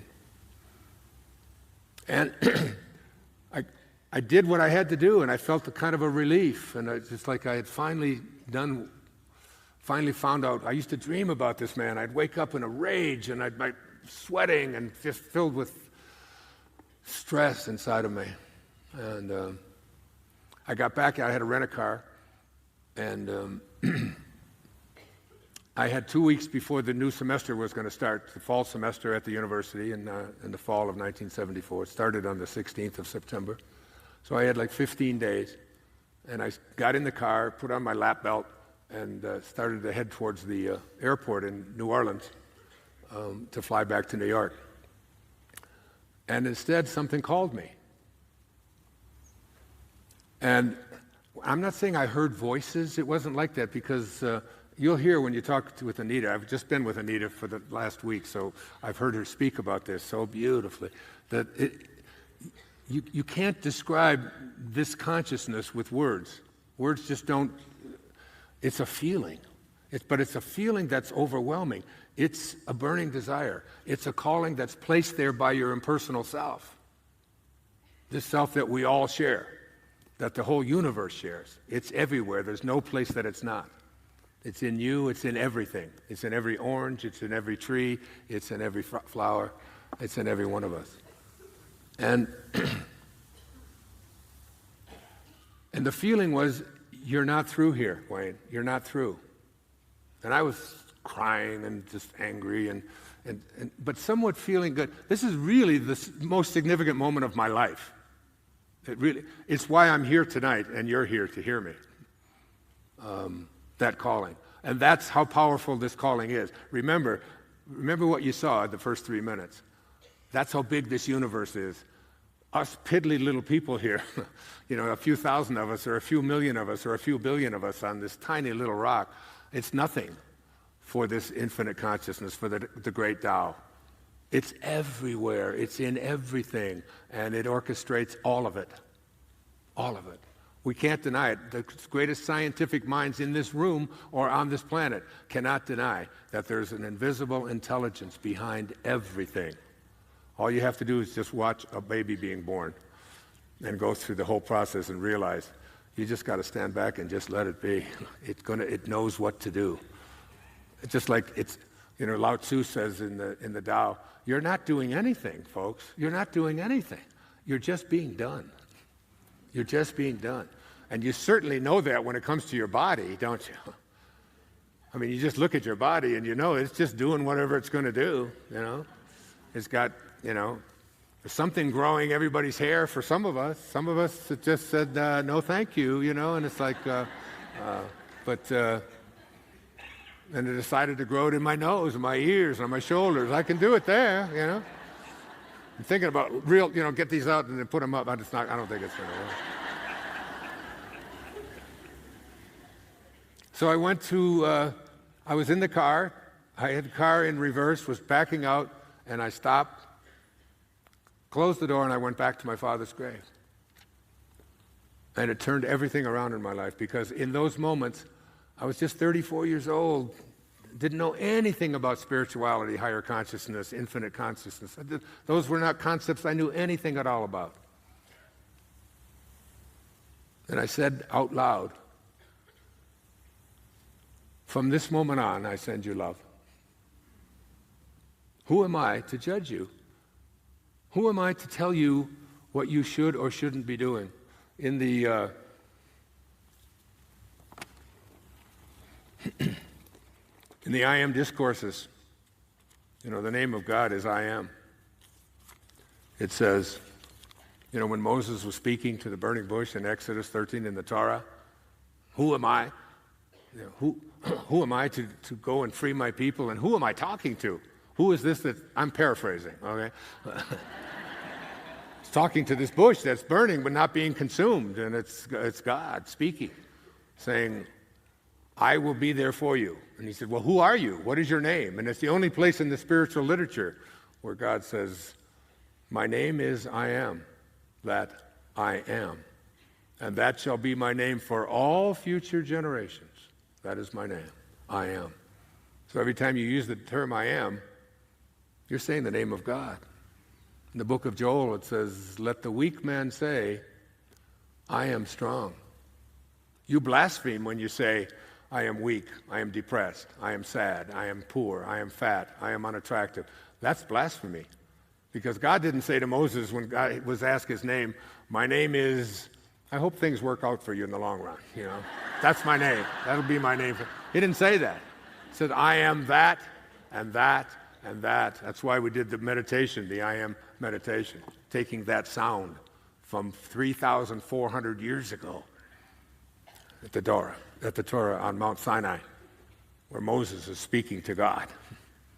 I am that I am. And in the I Am discourses, it said the student should constantly look within his human self and see what habits or creations are there that need to be plucked out and disposed of. For only by refusing to any longer allow habits of judging, condemning, and criticizing to exist can he be free.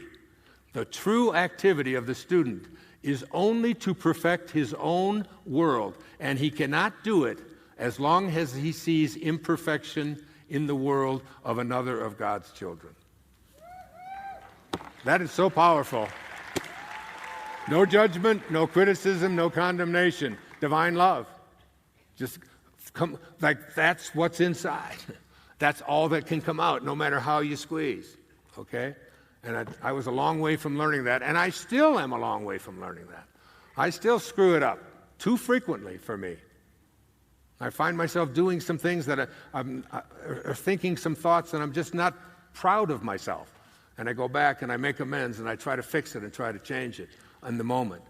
But for that moment, on the 30th of August in 1974, I was being directed by my impersonal self with a burning desire, which was, forgive your father.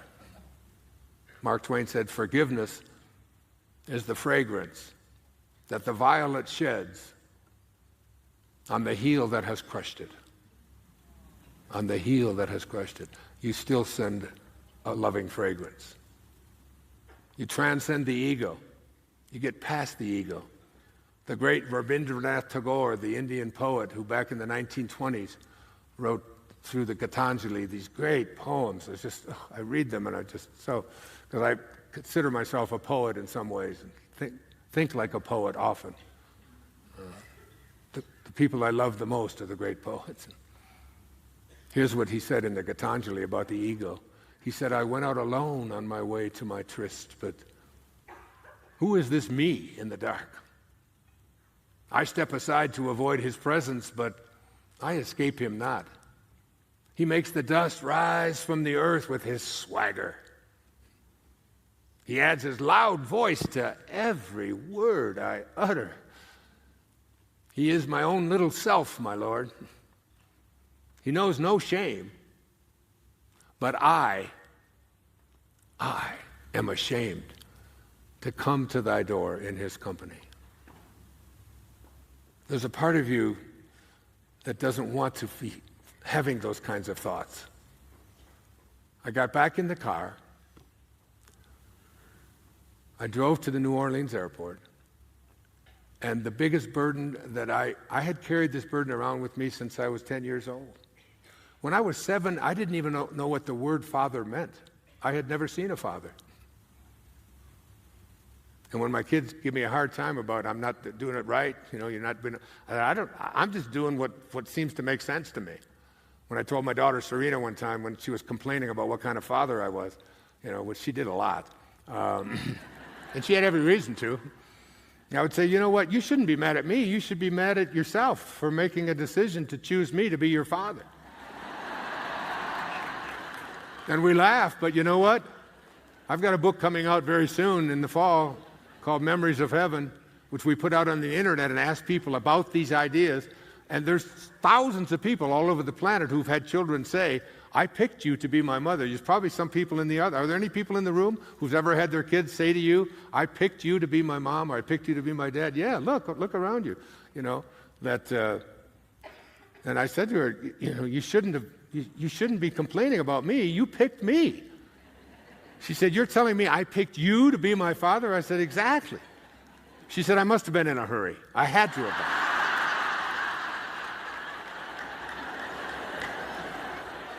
I said, when you're making important decisions like that, you don't want to rush through it. I left. I went back to New York. I got off the plane. I was living in Huntington, Long Island. I got a plane ticket.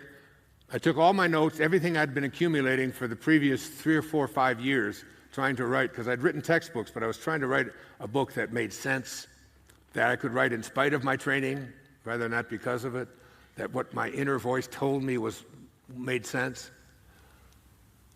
These are all mistakes. These are all errors in our way of thinking. And I flew down to Fort Lauderdale, Florida, rented another car, went over to the Spindrift Motel on A1A between Oakland Park and Sunrise Boulevard, and checked into a motel, and I wrote for 14 days by hand. I wrote so fast and so furiously some nights that I forgot to number the pages. Can you imagine? One morning I got up, I had written about 70 pages all night long. It was just flowing to me, it was just coming to me. And then I was on my hands and knees going through this, where does this one go? I was number your pages, Wayne, number the pages, and you won't have this problem. That book turned out to be the largest selling book in the entire decade of the 70s. And it didn't come out until March of 1976. It's now in 47 languages, about 125 million copies in print. And it was followed by, as Roger said, many, many other additional books as well on my evolution towards spiritual consciousness. And it all came about when I got the hatred out of my heart. Yeah.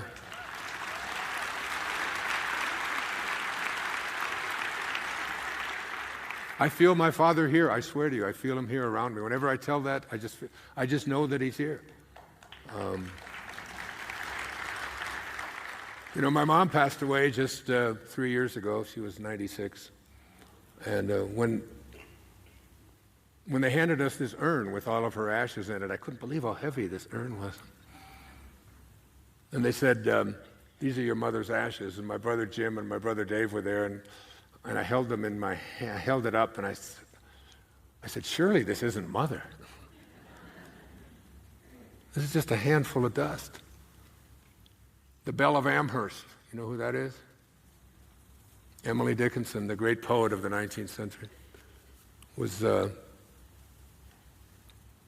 she would hold up a handful of dust and say, this quiet dust was gentlemen and ladies and lads and girls, was laughter and ability and sighing and frocks and curls. This passive place, a summer's nimble mansion where bloom and bees fulfilled their oriental circuit, then ceased like these. We're not this dust. Longfellow said, life is real, life is earnest, and the grave is not its goal. Dust thou art, to dust returneth, was not written of the soul. The soul is infinite. The soul is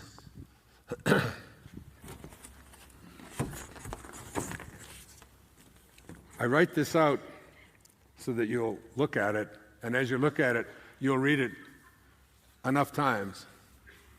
If the doors of perception were cleansed, everything would appear to man as it is, infinite, said William Blake. For man has closed himself up till he sees all things through these narrow chinks of his own cavern. Once you begin to get this idea of infinity, the way you'll get this idea is to understand your own soul. You know that there's interiority of you that is beginningless and endless, that has no form to it. We all know this. These things that we call thoughts, these things that we call desires, that they're in there.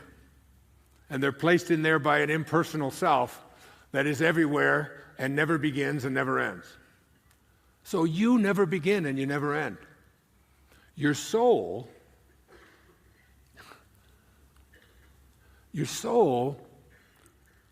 doesn't want anything except one thing.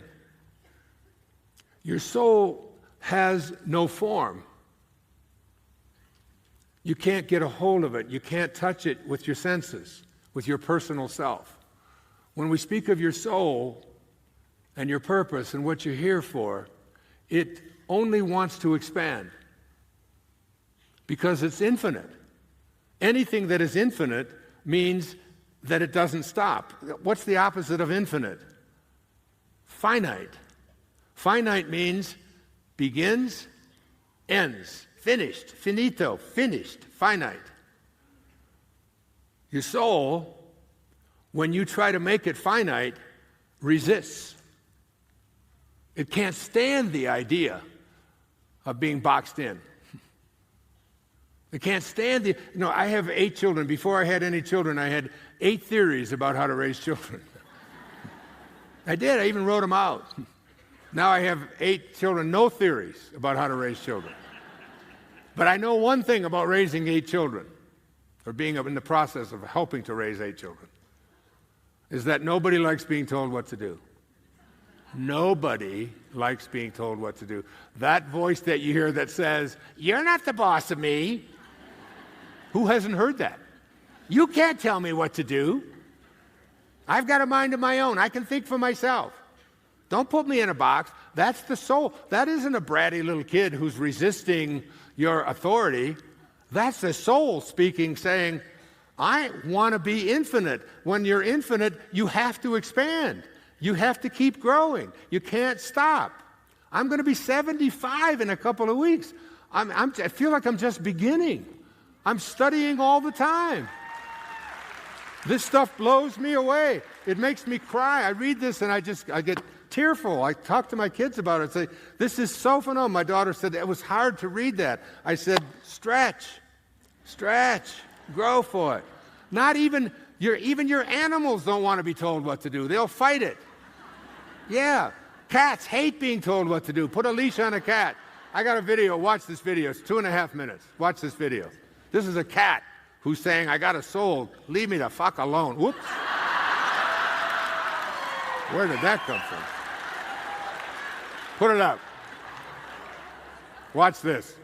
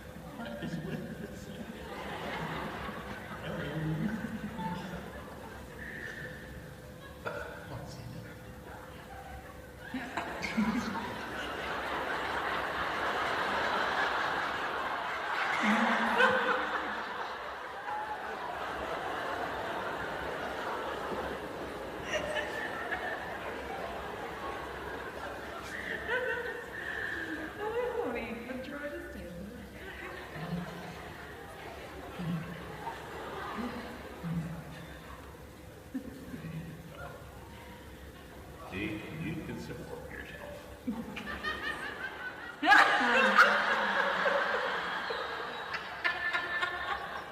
Now watch. Watch the end.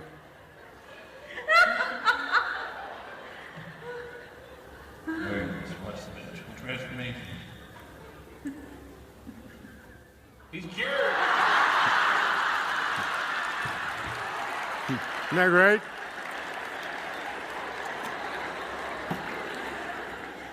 Haven't you felt that way yourself?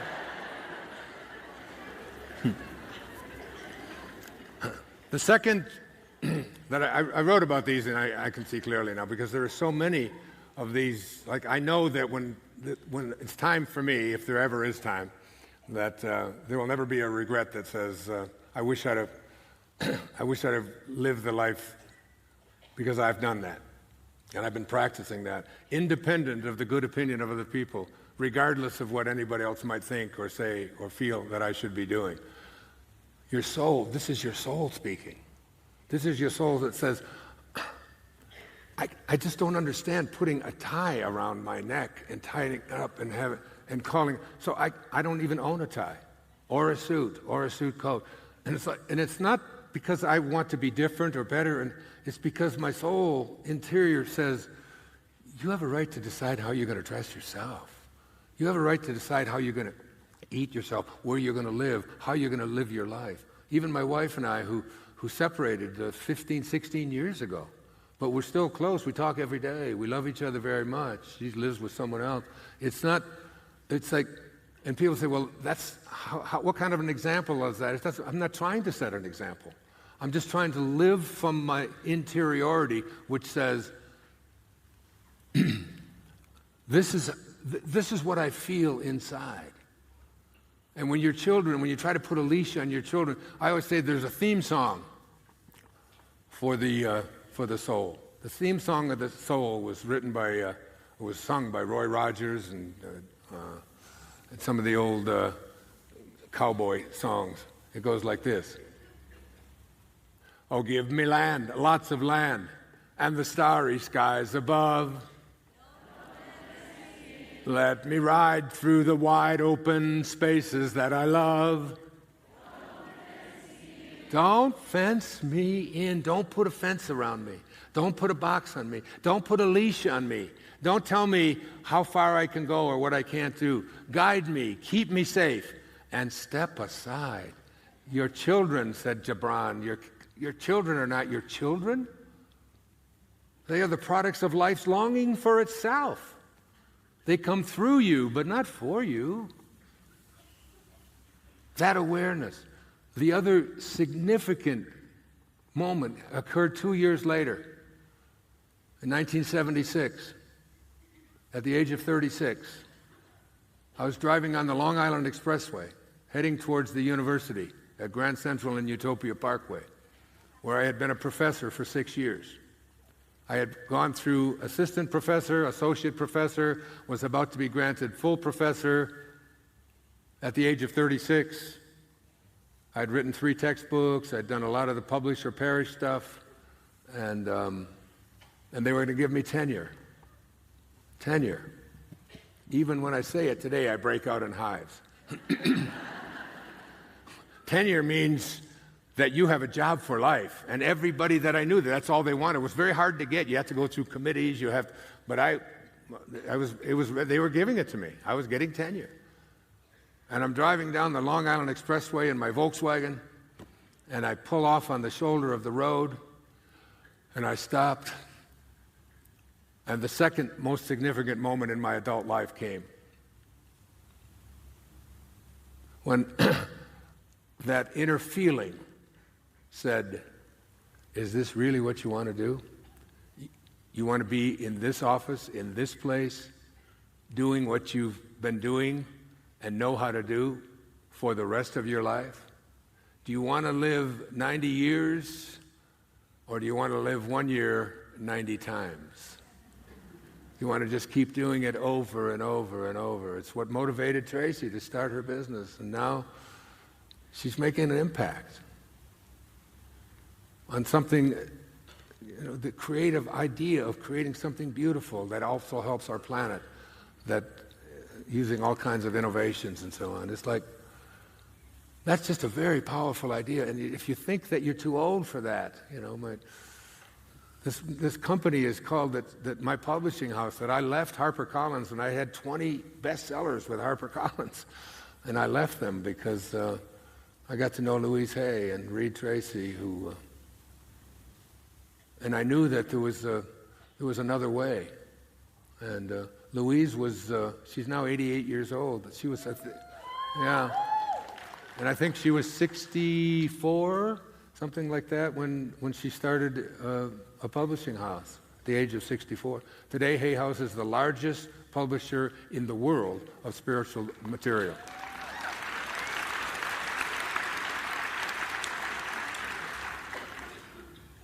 And I got back on the freeway, on the Long Island Expressway, made my exit, drove into the parking lot at the St. John's University, and I had a parking place in New York. I mean, that alone. Whoops, water everywhere. Sky, you make such a mess up here. I went up 2 flights to the 2nd floor to Marillac Hall, walked into the dean. Sarah Fassenmeyer was the dean there, and she was about to tell me about my tenure and my full professorship and how lucky I was and how blessed they were to have me to be there. And I told her I had to resign. I couldn't do that. I had written a book that nobody had heard of, but I said, I've just got to take this out into the world and do it. And oh my goodness, the pleadings and the telling me that you're going to lose your benefits, you're going to have to pay for your own health care, and you've got a family, you've got a little girl that you have to take care of. She was only 9 years old at the time. And I said, there's just something in here, in this soul, that just needs to keep expanding. And you all have that. You all feel that. Because inside each and every one of us, I brought this, and this.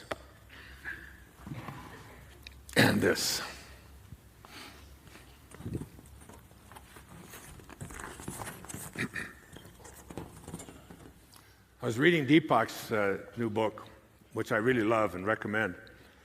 It's called The Future of God, and it has this quote in it. If God is the creative source of everything, this Tao, this impersonal self, it's the creative source of everything. Everything emanates from it. T.S. Eliot said, "We shall not cease from exploration, but at the end of all of our exploring will be to return to the place from which we originated and to know it for the first time." He was speaking about death. I'm not. I don't think the body has to die for us to have this recognition that if God is the creative source of everything and God is in us, then the creative source of everything is in us. Think about what that means.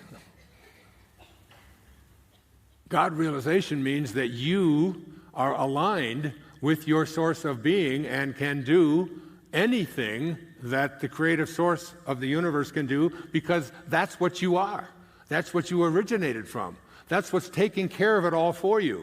You don't think your personal self is handling this business of living, do you? It's all being taken care of by the Tao, by God, by Brahman. There's no place that it's not. It's called infinite consciousness. That's what I got out of this 800-page book. Infinite consciousness. That it's unconcerned. It's just everywhere. There's no place that it is not. Here is a clay pot. This clay pot was made for me by my daughter Summer. Underneath here, she wrote me this beautiful. She was a student at Montevallo College in Alabama, an art student, and very creative girl. And she made this and had it sent to me. And I brought it. It's heavy. I brought this thing all the way just for this moment, because it just so clarifies it for me. And I got it from Vasista's Yoga, because they talk about a clay pot in there. This clay pot, if you were to ask the question, what is it made out of? What is it that makes this thing a clay pot? How does it exist? You would say, well, it's got all these minerals, and these minerals are all coalesced together, and they're put into some kind of a kiln or something, and they're heated, and they're shaped and moved around. And then there's a skin on the outside of it that we call paint, and it's painted, and it's all together. And this thing is made up of the minerals and the covering that constitutes the pot. So that's what makes this pot a pot? Yes. Well, that means that if I were to take a hammer to it, by the way, thank you. Roger brought me this from John of God. This necklace that I'm wearing was given to me by John of God after I was told that I was healed and there was no longer any leukemia in my body. So I wear it whenever I speak with deep and loving appreciation and gratitude for the power of God in each and every one of us. The power to do anything. There's nothing that this divine intelligence can't do. And if you don't believe it, if I had time, I'd bring Anita up here and she could tell you, but she'll tell you tomorrow. Tomorrow or Sunday? Tomorrow? Tomorrow. She has seen the light. She's been a part of the light. And she left cancer behind when she had an hour or two to live and was down to 82 pounds after 5 years, almost 5 years of end-stage lymphoma. And in the presence of the source, she was healed and came back to fulfill our dharma, which is to let us all know all we have to do is be who we are and trust in our magnificence and love ourselves and walk through life as I do now, just every day, so full of gratitude, because everything to me is just infinite. Everything is infinite. That's, if the doors of perception, Aldous Huxley wrote an essay back in the 1950s called The Doors of Perception. And a young man named Jim Morrison read that essay. And when he was asked the question, how did you get the name of the doors? He said, there are things that are known, and there are things that are unknown. And in between are the doors. And that's where that name came from, the doors.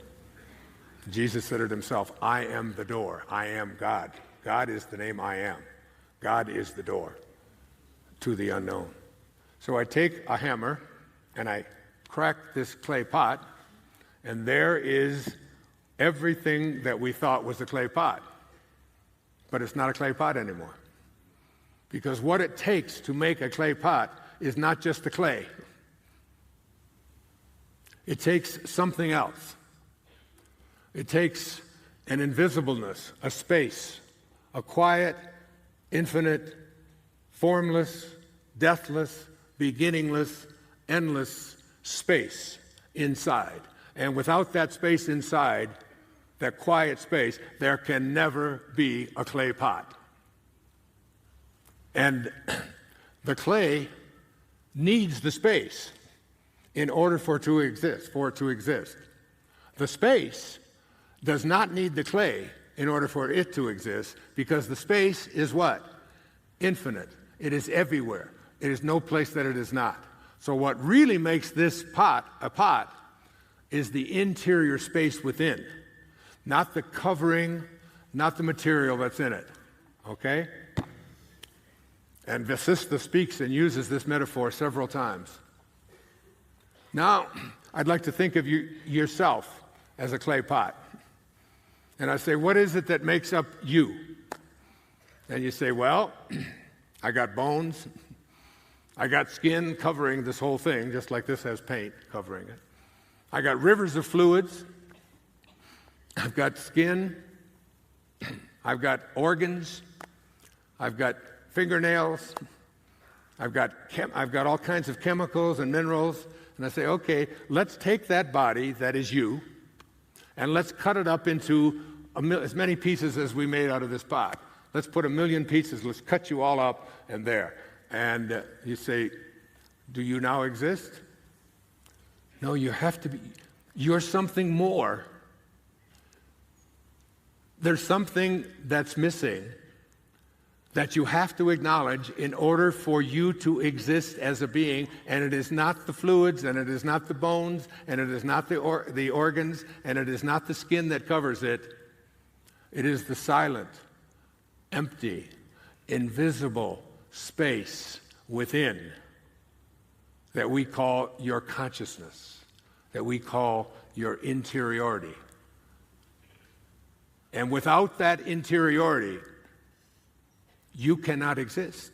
You're just bones and skin and things, just like this clay pot.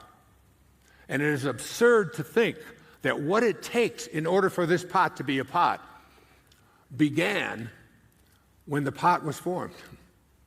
What it takes for this pot to be a pot is infinite. So it wasn't born when the pot was made. The pot needs the space. The space doesn't need the pot. The space says, I am unconcerned with all of the clouds that manifest within me. Now we look to yourself. And we also say that with this pot, it's absurd to think that when we crack it and bury it and put it away, that it is now dead. Because what it takes for it to be a pot can never die. And what it takes for you to be a human can never die. Isn't that beautiful? And what it takes for you to be born can never be born. It's birthless. The infinite space into which, or the infinite consciousness into which you showed up is unconcerned with what shows up in it, with what color you are, with what sex you are, with what age you are, with any of those kinds of artificial things. There's something that's in all of us that's invisible, that is space, that is formless, that is beginningless, that is endless, that is you. And it is always speaking to you. It is always asking things of you. It wants you to fulfill your destiny. Read The Impersonal Life. Because as I'm reading The Impersonal Life, it's a Friday morning. And there's 18 chapters in The Impersonal Life, which did not surprise me at all. Those of you who understand, who know Hebrew, what does the number 18 mean? Say it. Life. Chaim, life. Number 18. What does 18 signify? One infinite source. 8 is infinity, 1. 18 verses, chapters in the Bhagavad Gita, the holy book of the Hindus. And I go to read the Tao, because I'm going to write an essay on each chapter of the Tao. 81 verses in the Tao. Infinite source, once. Life, 18. It did not surprise me. 18 holes on a golf course must have something to do with it as well. 1-8. If I gave you my Social Security number, it's got 18 or 81 in it 6 times. Truly, it does. I said it out loud once, and, who knows what happens after that. So, this infinite source that's within each and every one of us is so powerful that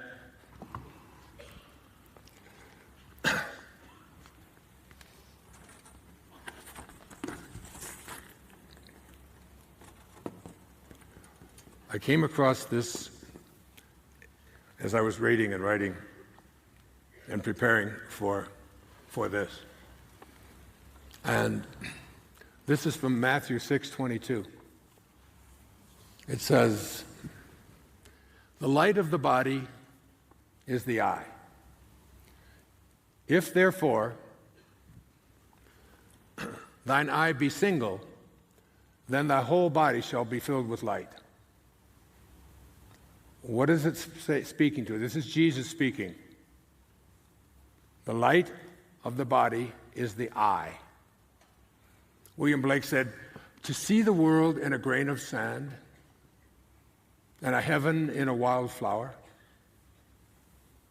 to hold eternity in the palm of your hand and infinity in an hour, we are all led to believe a lie when we see with, not through the eye, which was born in a night, to perish in a night, while the soul slept in beams of light.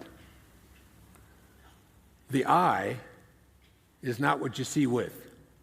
It was born in a night to perish in a night. You have to see through the eye.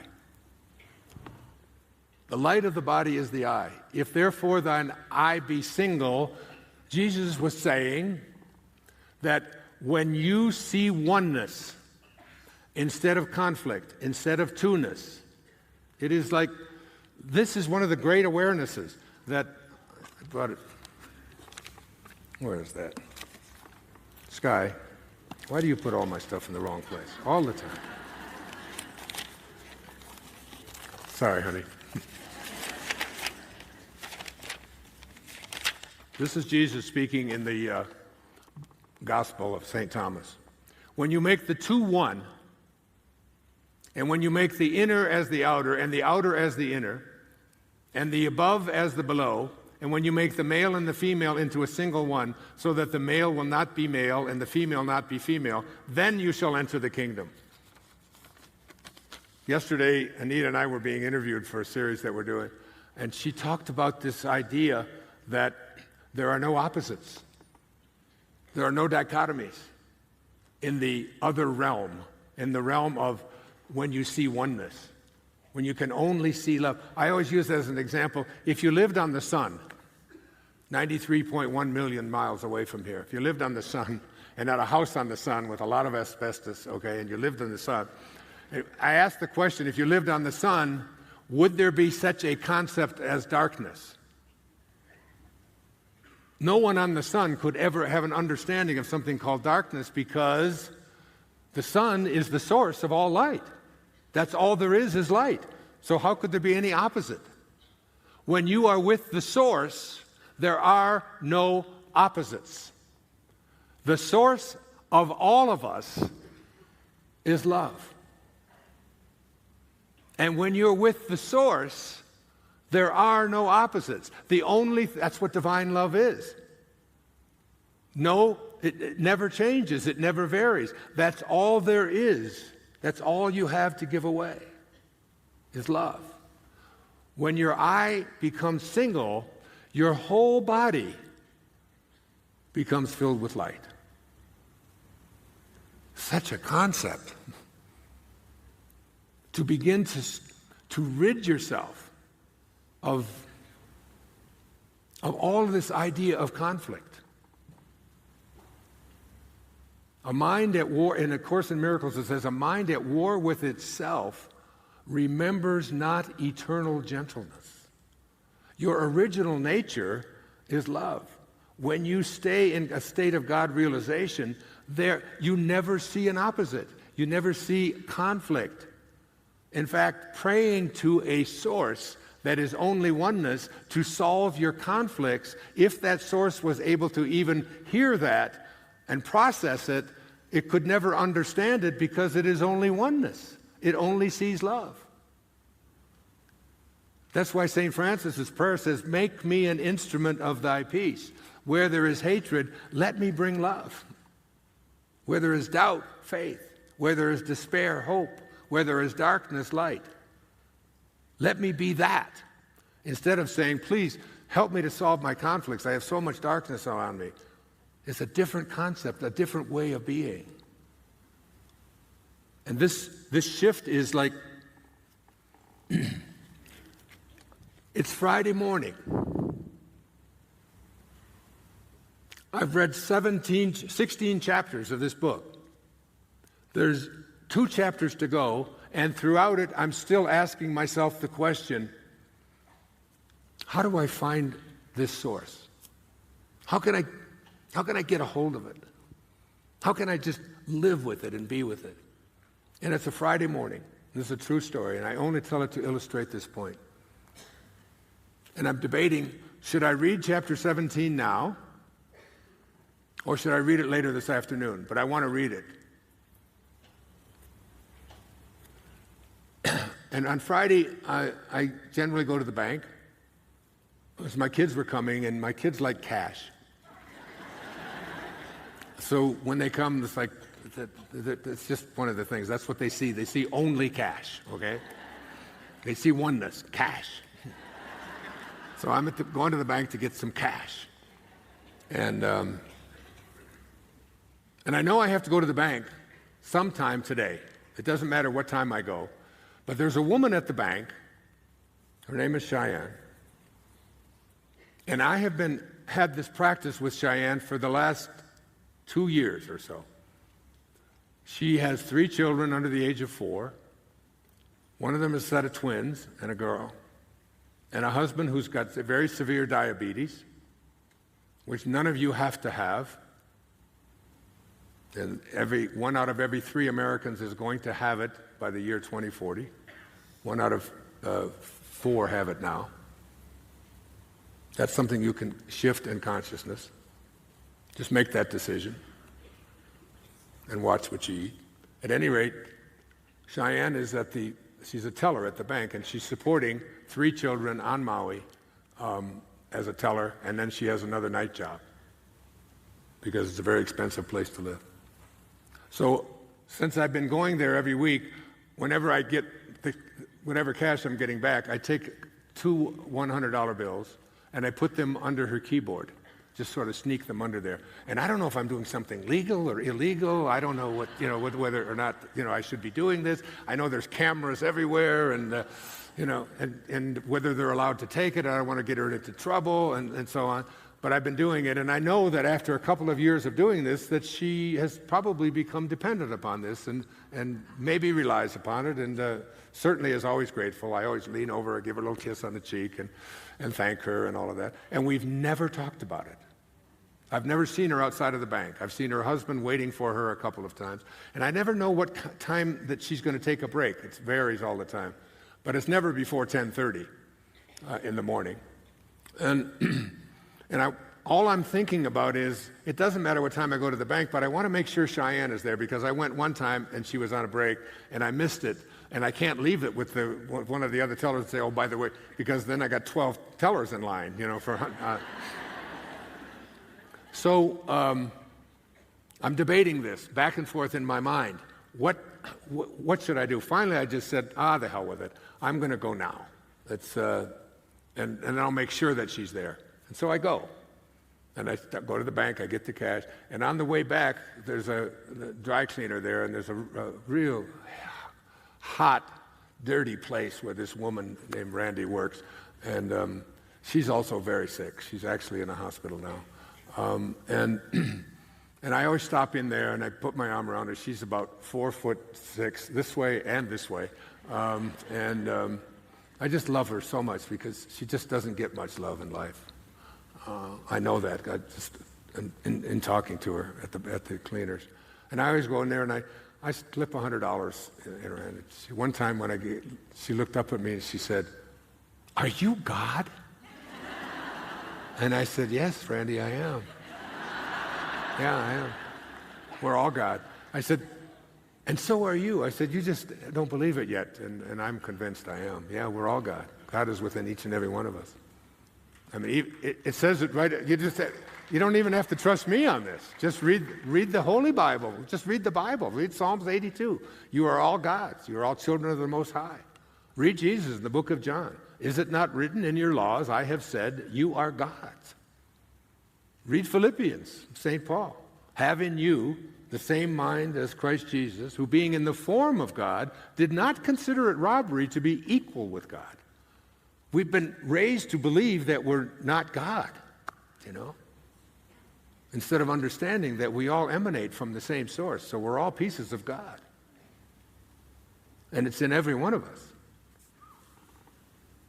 So I go back, and I get back to my part, and I sit down, and it's now about 10:30. I think, okay, I'm going to read this now.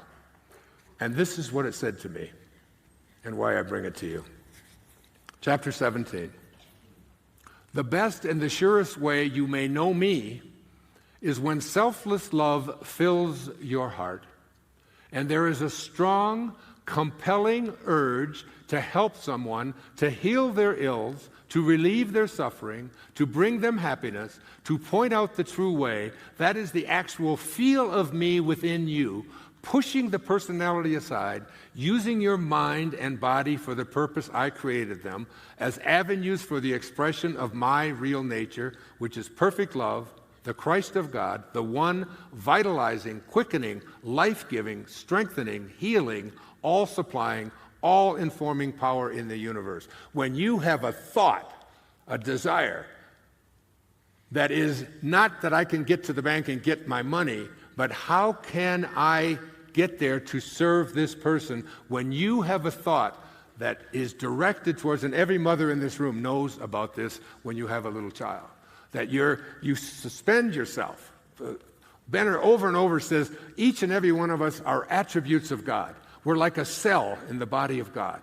Just like an individual cell in your arm and in your pancreas and in your liver is a piece of you, and its purpose is to give up itself and to work in harmony with you, the whole, the oneness.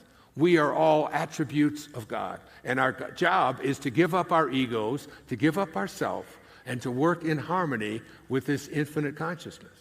If you can see that. And then, so there I am reading that, and I've got, oh my God. An hour ago, I was sitting there wondering, how do I find me? And now I know it's whenever I have a compulsive desire to reach out and serve someone else, that is my source of being, my infinite impersonal self saying, here I am. This is how I communicate with you when you want to reach out and serve others. And further, he says, if you will devote but 1 hour each day to me alone, imagining and practicing the presence of me within you, I hereby promise you that you will not only very soon find me, that is your impersonal self, but I will be to you an exhaustless fount of such wisdom and strength and help as your human mind now cannot possibly conceive. And then the coup. I'm skipping through part of it. When you have found the kingdom, you will likewise find your place in it, realizing now that you are in truth one of my divine attributes, one of the cells of my being, that your work was all laid out for you from the beginning, just like your body was laid out for you from the beginning, when I quoted Carl Jung earlier, and that all that has gone before has been a preparation and a fitting of your human personality for that work. That's how you find the source within you, by having an overwhelming desire and listening to it, and making amends when you have the wrong thought, going back and correcting it. And finally, oh, we got lots of time. We got till 1 a.m., right? The laws of the material world, the world that we all live in with our personal selves, those laws do not apply to you when you live from a place of God realization. You can heal a cancerous body that is so broken that the last rites have already been established. You can communicate telepathically with anyone. You can heal anyone or anything. When you live this way in Volume 2 of the Life and Teachings of the Masters of the Far East, the moment men become free from the belief that they are mere human beings, that they are subject to human laws of life and death, and the limitations which human beings have imposed on them, that moment they will see that they are free from all human limitations and may become sons of God if they will. The moment they realize they are divine, they are free from all limitations and possessed of the strength of divinity, and man knows this divinity is the place where being becomes directly in contact with God. man is beginning to see and know that this divinity is not something to be injected into each other from without. He is beginning to know that it is the very life of each and every person alive on this planet. The laws of the material world. Manifestation, God, every night you go to sleep, and in your sleep you dream, and in your dream you have a thought, and your body's just laying there. You're off somewhere else. You don't need this thing. It's gone. You don't even need the brain. It's just all there. And off you go wandering. And every time you have a thought, when Anita was in a coma, watching the doctors and watching her husband Danny, who's sitting next to her, when she was observing all of this from the place of a coma. And it's like that's the laws of the material world just put into suspension. And you can heal yourself, and you can attract any kind of abundance that you place your attentions on, because all she had to do was have a thought. Her brother was in India, and she was in Hong Kong, and he was trying to get on a plane to get to his sister before she died, and her death was imminent. She put her thoughts on him, and there he was. She could see him getting on that plane. I had a dream just the other night with 4 of my children. They were 3, 5, 7, and 9, and they were in one room. And in this dream, they went through, and my wife was waiting in the van outside for them to get in there, and I was back here trying to shoo them in. And when they came out the door, they were 15, 17, 19, and 21. All in one moment.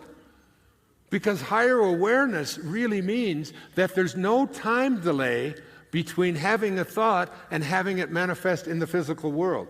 That's what we call Christ consciousness or Siddhi consciousness. That there's no time delay. Deepak and I used to use the example of going back and forth on stage, saying, what are the 4 ways to get strawberry ice cream from levels of consciousness? You want some strawberry ice cream? Lowest level to highest level. First level, lowest level of consciousness. I'd like to have some strawberry ice cream. And then you get up, get on your bicycle, go for a walk, go to the 7-Eleven, buy some strawberry ice cream, come back, sit down, and you eat your strawberry ice cream. Doesn't sound like much, but it's a big deal because you had a thought which is placed there by the impersonal self, and then you acted on it with your material body. Second, higher way of getting strawberry ice cream is to have a thought, I'd really like to have some strawberry ice cream. And you send one of your kids off to get it. You get to stay right there. And then they come in, Dad, I got your strawberry ice cream. You say, well, it took you a little while, but that's good. Third way to get strawberry ice cream. Carl Jung called it synchronicity. Synchronicity. You have a thought. Gee, I'd really like to have some strawberry ice cream. And someone walks by. And they say to you while you're sitting there, excuse me, is this your strawberry ice cream? It's all happened to you. It happens to there's not a person in this room who hasn't had that happen. And you go, booga, booga, booga. What's going on here? I was just thinking about strawberry ice cream, and here it is. This is a higher level of consciousness. So those are the 3 ways to have strawberry ice cream. The 4th way to have strawberry ice cream is to have a thought like Jesus did.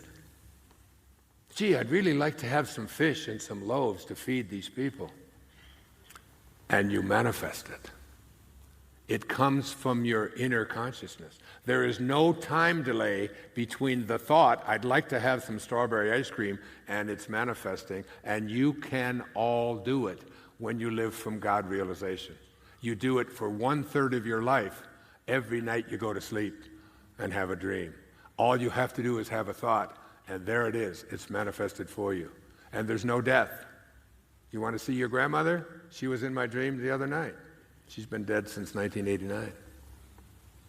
See, when we shift to an awareness, come on up, Sky, that it's in every one of us.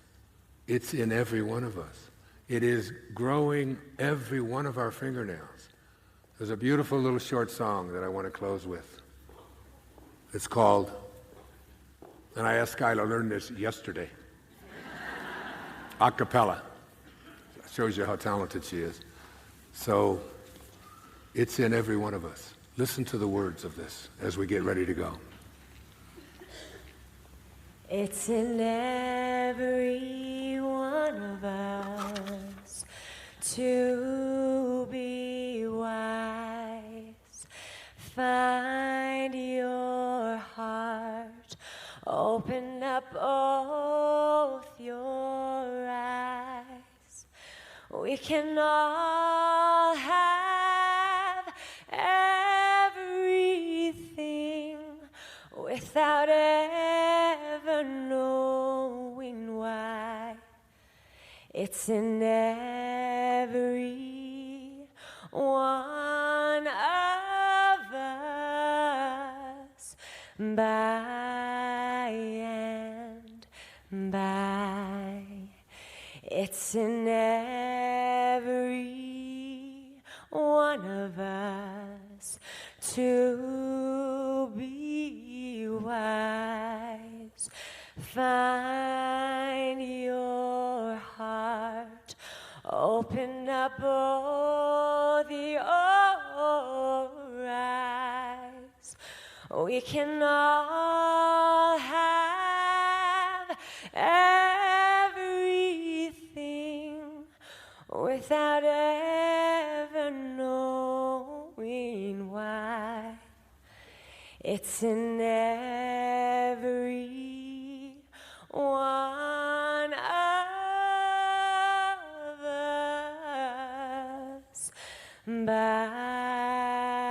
and by. Thank you. Beautiful, beautiful, beautiful. Oh.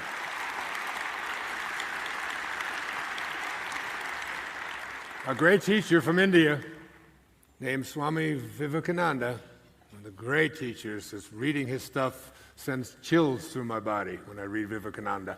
Came to America in the early part of the 20th century. He wrote this. It's called "You Are the Infinite Spirit." All these small ideas, that I am a man or a woman, that I am sick or healthy or strong or weak, or that I hate or love or have little power, are but hallucinations. Stand up then. Know that every thought and word that weakens you in this world is the only evil that exists. Stand as a rock.